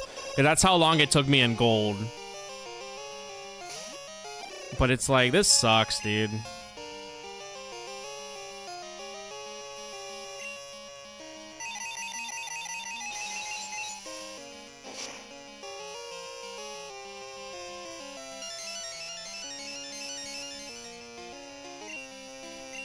Alright. Don't get a crit.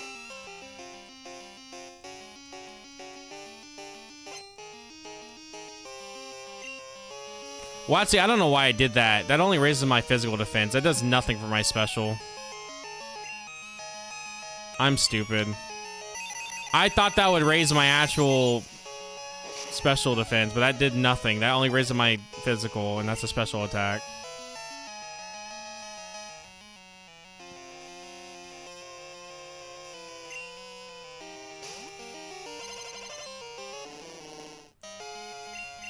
I didn't mean to use... Okay, we're resetting. I did not mean to use rest. I don't know what to do here, then. I have no idea how to actually... do anything against this guy. We're gonna have to just go grind in Victory Road. I have no other option. None of us do enough damage.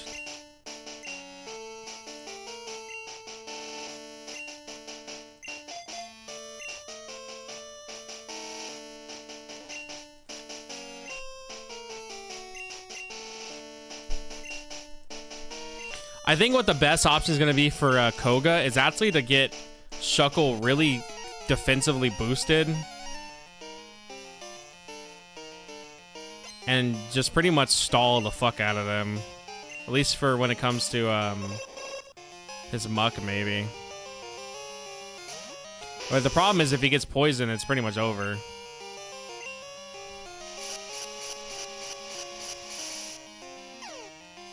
Alright, I have to somehow not get hit once, and I'm pretty sure that's not gonna happen.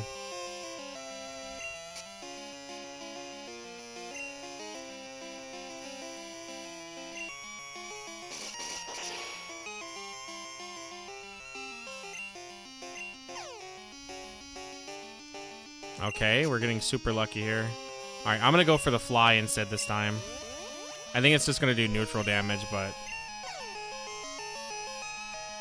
Okay, good. Alright, that worked out.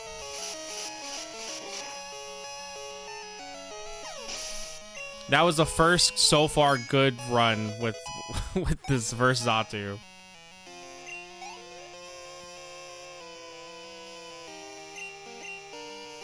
Alright. So I know Amy can definitely one-shot Jinx, so... Jinx is super frail.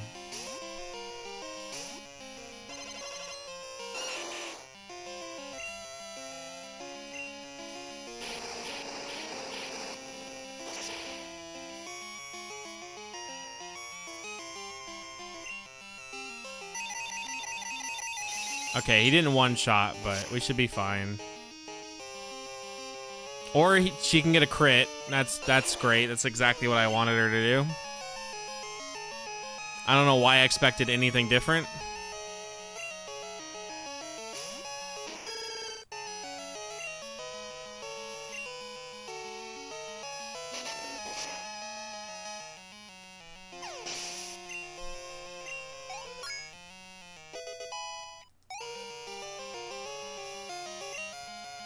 Like, if they're gonna crit, they're just gonna crit every time.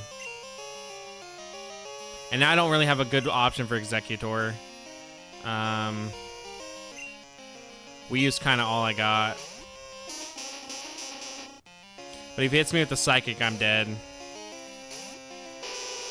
Which he's gonna end up if I don't confuse him. So I'm pretty much, I have to go for the confusion and hope he misses, and then hope I can keep stalling with Fly.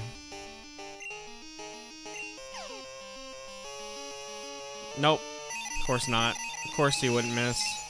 But if it was me, I would have missed 7 times in a row. Yep. Alright, well, so much for this fight. We're just gonna go have to grind outside. I don't have any other option.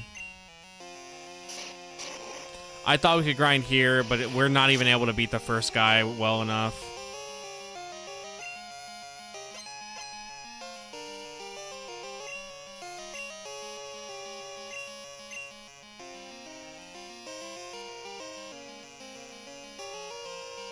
I literally have nothing I can do for dealing with this guy.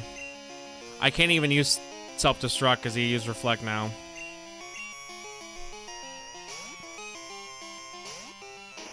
I got nothing good for this fight.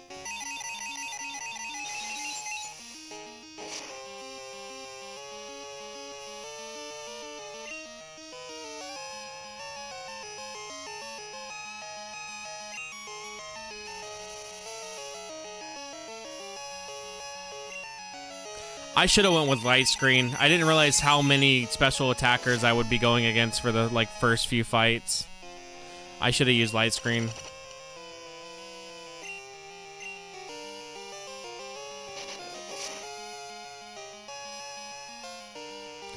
Alright, well, I'm pretty much going to just let myself die. I don't have any other option here. I don't want to waste the items I do have because I don't have very many due to me not having any money.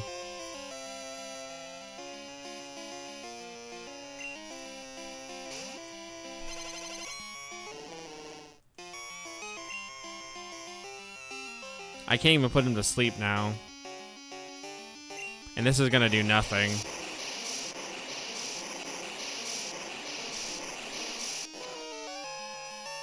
Alright, well, rip. Yeah, we are a lot worse off than I thought we were. I knew we weren't gonna do well, but I at least thought we would be able to beat the first guy decently. No, we can't even do that. Like, we're not in a good position at all.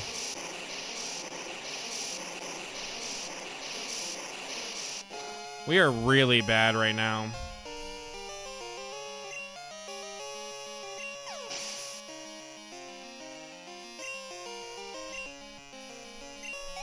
So that really sucks.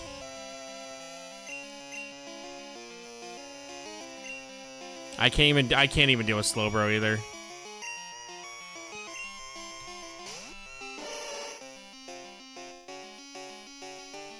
All right. I'm gonna try to do what I can. I'm pretty much gonna try to kill myself though for the most part.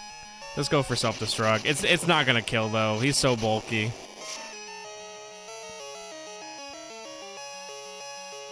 Or it will kill. Oh, okay, yeah, barely. But I can probably get the kill with Shuckle and then get rest.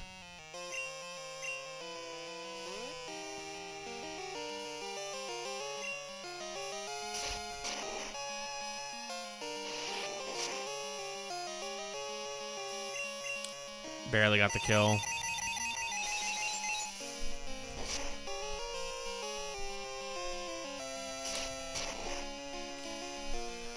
Oh boy, yeah, we were in a terrible fucking spot.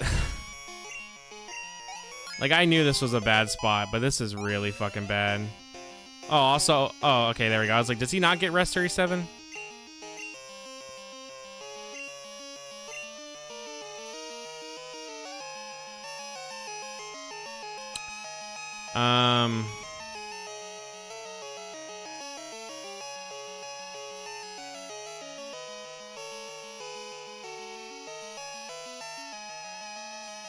Honestly, probably I'm gonna have to say Encore. Withdrawal and Safeguard are gonna be the best two options.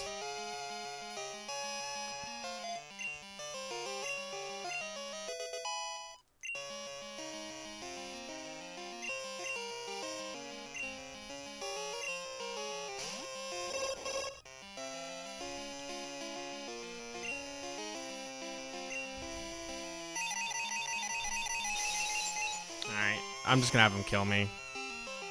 There's no way I'm gonna come back from this.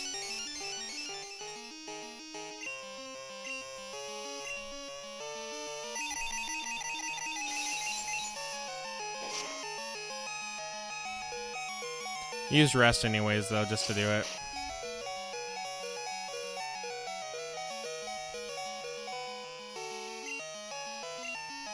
This sucks, dude. And it's like, this is not even a very hard Elite Four. Like, this Elite Four is actually really easy. It's just Gen 2 does not give you a lot of options to grind. You really have to just spend time, like, and it's up to 8 fucking hours. That's how long it took me for gold to get everybody up to a level that actually can fight them. It's so fucking bad, dude. And I only ever seen this issue in this game. I didn't have that issue in Gen 1. Only Gen 2 did I have this issue.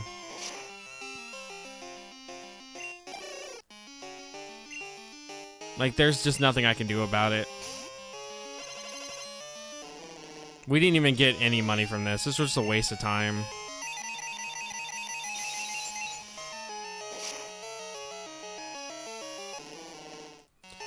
Alright, well, I'm gonna go grind now outside for at least, like, the rest of the stream, but we're not gonna be able to beat the Elite Four for a while. This is gonna probably take, literally, I'm not even joking, it's probably gonna take 2 streams of just me grinding.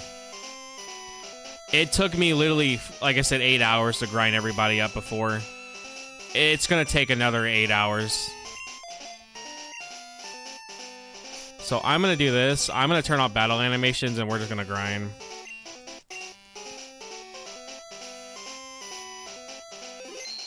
Again, no other gen has this problem. It's only Gen 2. And it's such a huge issue that it makes it where I'm probably never gonna want to play Gen 2 again.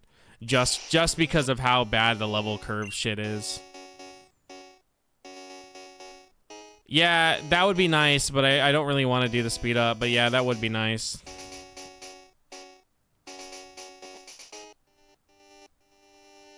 I always forget about the stereo option. It sounds so weird on your ears.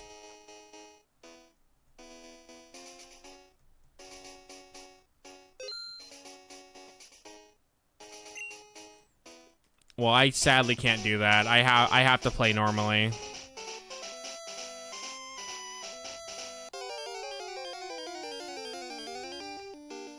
Also, the battle is not the battle's not in stereo. That's weird. The battle's not in stereo, but the other sounds are. The battle music is mono still.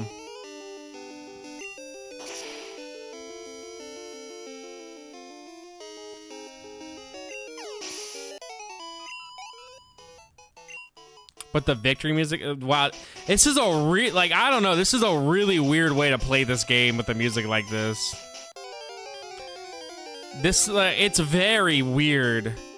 Like, it's not even like a good weird, it's just like, this is very weird.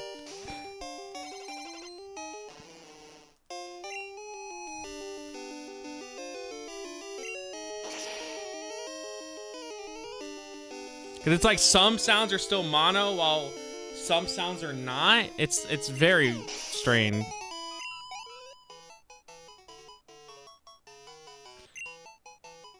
They said it would mess up the way the OG Game Boy does audio, so it would sound distorted when the Pokemon would cry.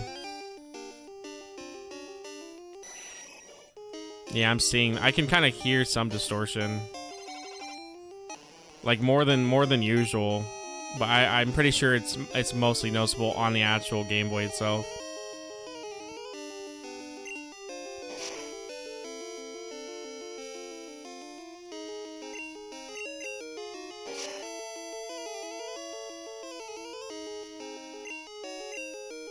I'm already gonna have to go and heal. Like, that's insane. I'm already about to have to go back in there and heal Politoed. I guess I should just try to fight only Gravelers. Let me see how much experience I get from Golbat, though. Oh my god, of course alright, watch, I'm gonna hit myself. Here we go. Okay, whatever. It's always when I think I'm gonna really hit myself, I never do.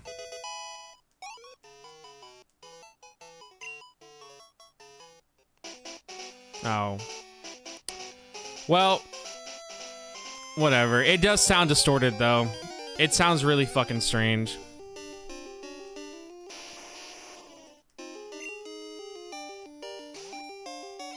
Like, all the bass parts is, like, in the middle, and then, like, everything else is on the sides.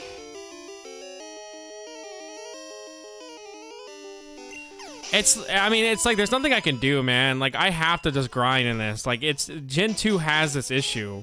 None of the other games do. It's just Gen 2 that has this issue. I don't think I've ever played another game where I had to go out of my way to do, like, an 8-hour grind. Like, I'm not even shitting you. It took me 8 hours to get everybody up to where they needed. It took 2 hours per Pokemon, pretty much, to get them where they needed to be. That's how bad it was. It was genuinely that bad. No, it's gonna be terrible. Like, I'm telling you, we're probably gonna be doing this all tomorrow. Like, it's just grinding. That's probably what we're gonna be doing. Like, I can't even get past the first guy, and I have no way to deal with Muck, so that means we're gonna have to really get, like, evolved to deal with just Muck alone. Because Muck is actually one of the few that is very annoying to go against for this. I wanna escape, please. Oh my god, dude. Just, alright, kill him, whatever. Just kill him already, kill him. No, I don't think that's the case. We're gonna at least still end with, like, 30 hours or 40 at most. I'm pretty sure, but nowhere near 80. A lot of the reason why we took till 80 came from the fact I had to evolve multiple Pokemon with the Elite Four. We're not having to evolve multiple Pokemon. We're only needing to get up certain levels. Oh. Yeah, probably then. With Celebi, I would not put it past it taking up to 80 hours just to shiny hunt Celebi. But we're gonna be playing Gen 3 while we shiny hunt, so I'm not gonna worry about that. Like, we're gonna literally be shiny hunting Celebi throughout the whole time we're playing Gen 3. I'm not gonna sit here and just shiny hunt. Like, that is literally gonna be a waste of our times, especially since we don't have the time anymore to do that. So I'm gonna be playing Gen 3 while I shiny hunt. That way I can just be knocking out 2 things. So like I said, I'll move my save file to my other DS, and we'll do that.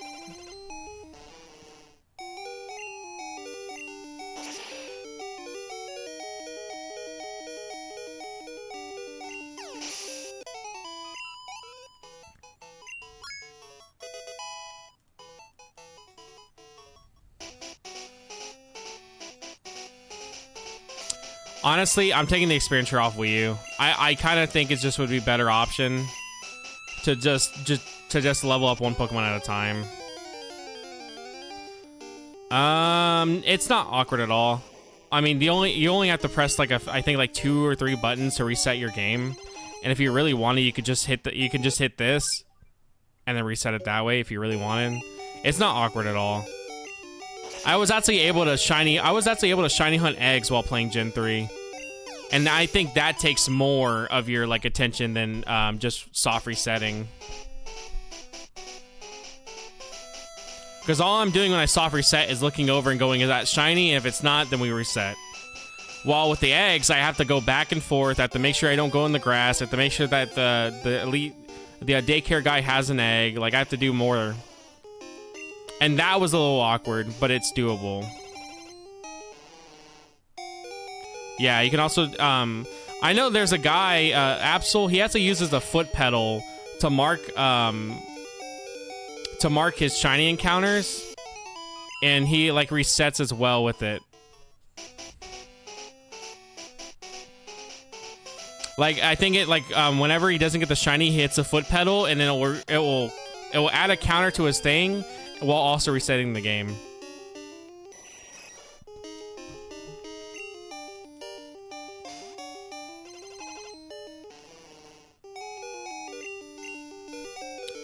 Alright, either he's gonna kill me or I'm gonna get away.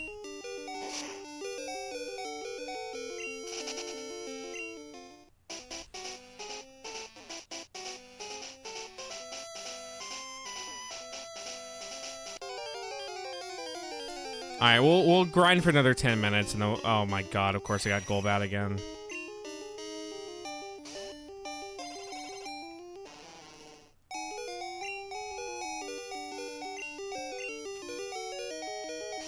Alright, I'm pretty confident if I get them all to 45, which is stupid.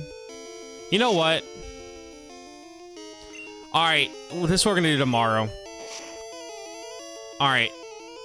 Fuck all this that we're doing right now. I'm still gonna do it for the next 10 minutes. But fuck all of this for tomorrow. What we're gonna do is we're just gonna move everybody over to... Wait, actually? I forgot. I'm on the same... Hold on. We're gonna go to gold and we're gonna grind there.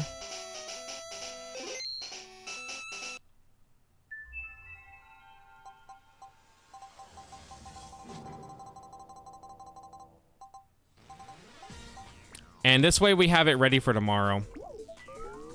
Yeah, fuck what we're doing right now. This is a waste of time. It takes too long. Like, I'm not doing this for another 8 hours. We're gonna go to gold where I get boosted experience, and we're gonna also just run through the Elite Four.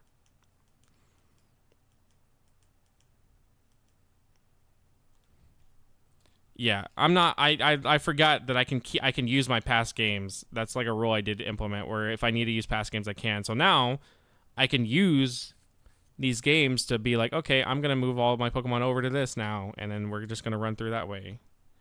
So let me clone these guys because I can't just move them out of their box thing. So let me clone them. Put them here in box 3.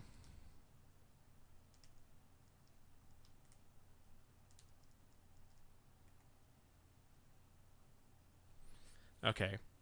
So they're cloned. So let me move them over to this storage.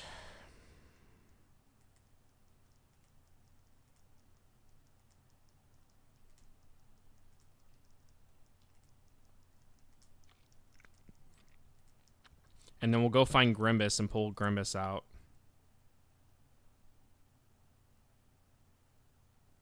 Yeah. And then what I'm going to do now is go back to my editor. I'm going to delete this guy because they're in the storage now. I don't need multiple of them anymore.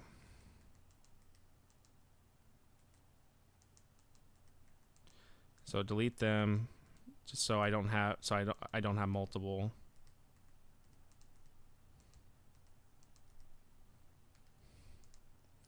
Put Meryl in there. Delete Meryl.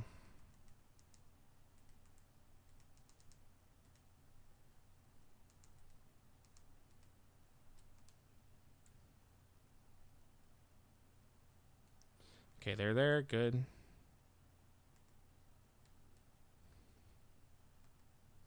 All right, we're gonna go over to gold now. So yeah, we're gonna grind on gold. This is just a lot faster than what I'm doing. Pretty much, it will just make it to where we're not having to sit there for 8 hours fighting the same things over and over. All right, where's Grimbus at? Grimbus is where?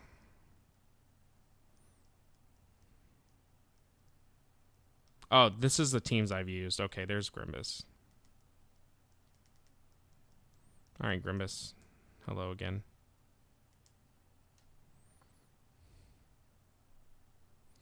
All right, so let's go to my editor. Nope, not that. Editor.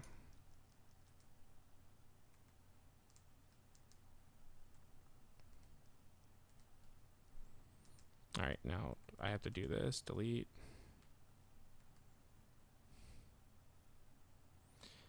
All right, let me load into gold. And then we're going to go to the Elite Four in gold. And we're just going to sweep them while grinding and get everybody to 45.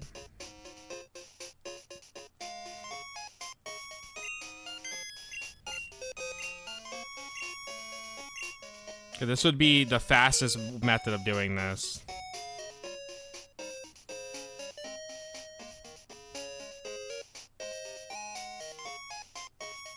This isn't cheating because I'm just moving them to another game to get the experience boost. That's all I'm doing, which is very much something that you can do.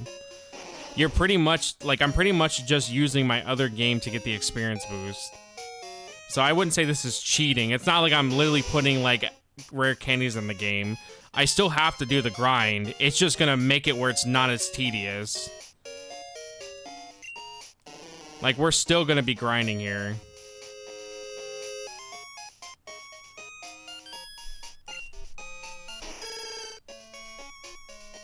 So now instead of taking 8 hours, I'm still gonna literally take probably like 4.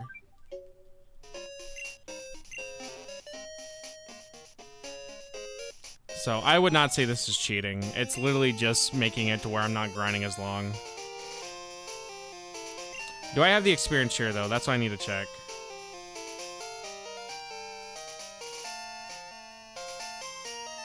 Uh-oh. Oh, sorry, Dorito. I don't have the experience share on me. That means somebody has it, and I don't know who has it. All right, I'll figure that out when we get to it. I'll figure it out, and I'll have it by tomorrow. If not, I'm just gonna spawn an experience share into the game, just so I can have it again, and then we'll leave it in the game.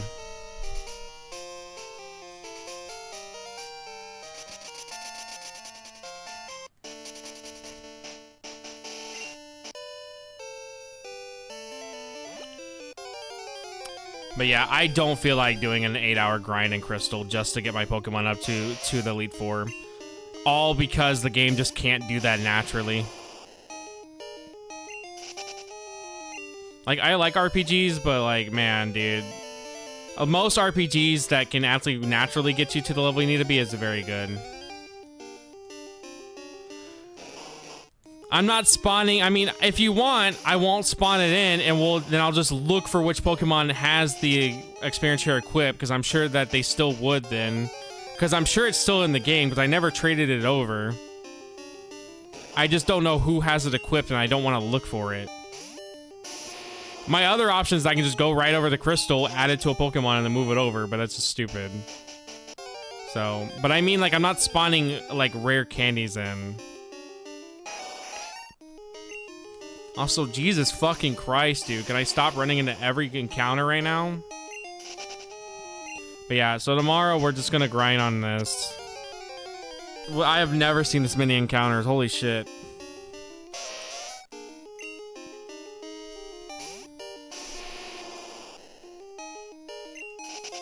But yeah, like I said, I think Gold is a 7 out of 10 as a sequel to Kanto.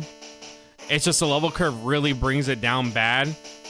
But as a game in the whole series, oh, this is a 5 out of 10, dude. This level curve, dude. It's so fucking bad. Like, it really makes it so hard for me to want to play Gen 2 just because now I'm going to have to do an 8-hour grind, and I don't want to do that, so. Alright, but this is where we're going to be back here doing the same grinding shit that we did before. Luckily, with the boost in experience, we should actually only have to do it like maybe 4 times. Like, I'm pretty confident we should only have to do it 4 times.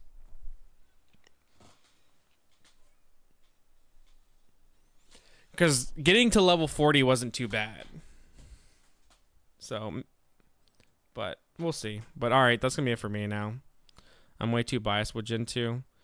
I like Gen 2, I really do. Like, I'm not saying I hate Gen 2, but dude, that level curve is bad. I'm sorry. There's like, and it literally could have been fixed if they just would have made it where you can't go to the 7th gym and treat it as if it's the 5th gym. If they would have just done that, I don't think the level curve would exist because you would have a natural progression to get to the level you need to be at. You would have trainers that are actually a threat, and it doesn't just go from literally level like I think Price is at like level 30. It wouldn't go from a level 30 to a level like 35, 36 user if it was done naturally. Like, Claire is actually such a hard fight, not because her Pokemon are great, because she's actually at a level that you would expect someone to be for a late game. But then you look at Gen 1 and she's only around what the 5th gym in Gen 1 was. And that's due because of how bad the level curve is. Like, the 7th gym leader should not be using Pokemon that are around Erica's level. Like, that just should not be a thing in any game. So it makes it really hard to actually grind in these because you're constantly fighting trainers that are nowhere near the actual in-game fights that you need to be doing. Like, the Elite Four compared to Price is insanely over-leveled. While if you look at Gen 1's Elite Four compared to the 7th gym, it's not too drastically different. But I still like Gen 2. I do think it's great. I think the world building itself is amazing. If I had to rate it just on like a world building like region to explore, I think it's probably in my top 5. But if I have to rate it from a gameplay perspective, it's like I said, if I look at it as just a sequel, I would give it a 7 out of 10. If I look at it as a game in a mainline series of a bunch of other games, this is a 5. It's just very mid. Like, I think I would probably want to play Kanto again if I ever want to play a classic game compared to Johto, just due to how bad the level curve is. Like, I would rather just play Gen 4 remakes.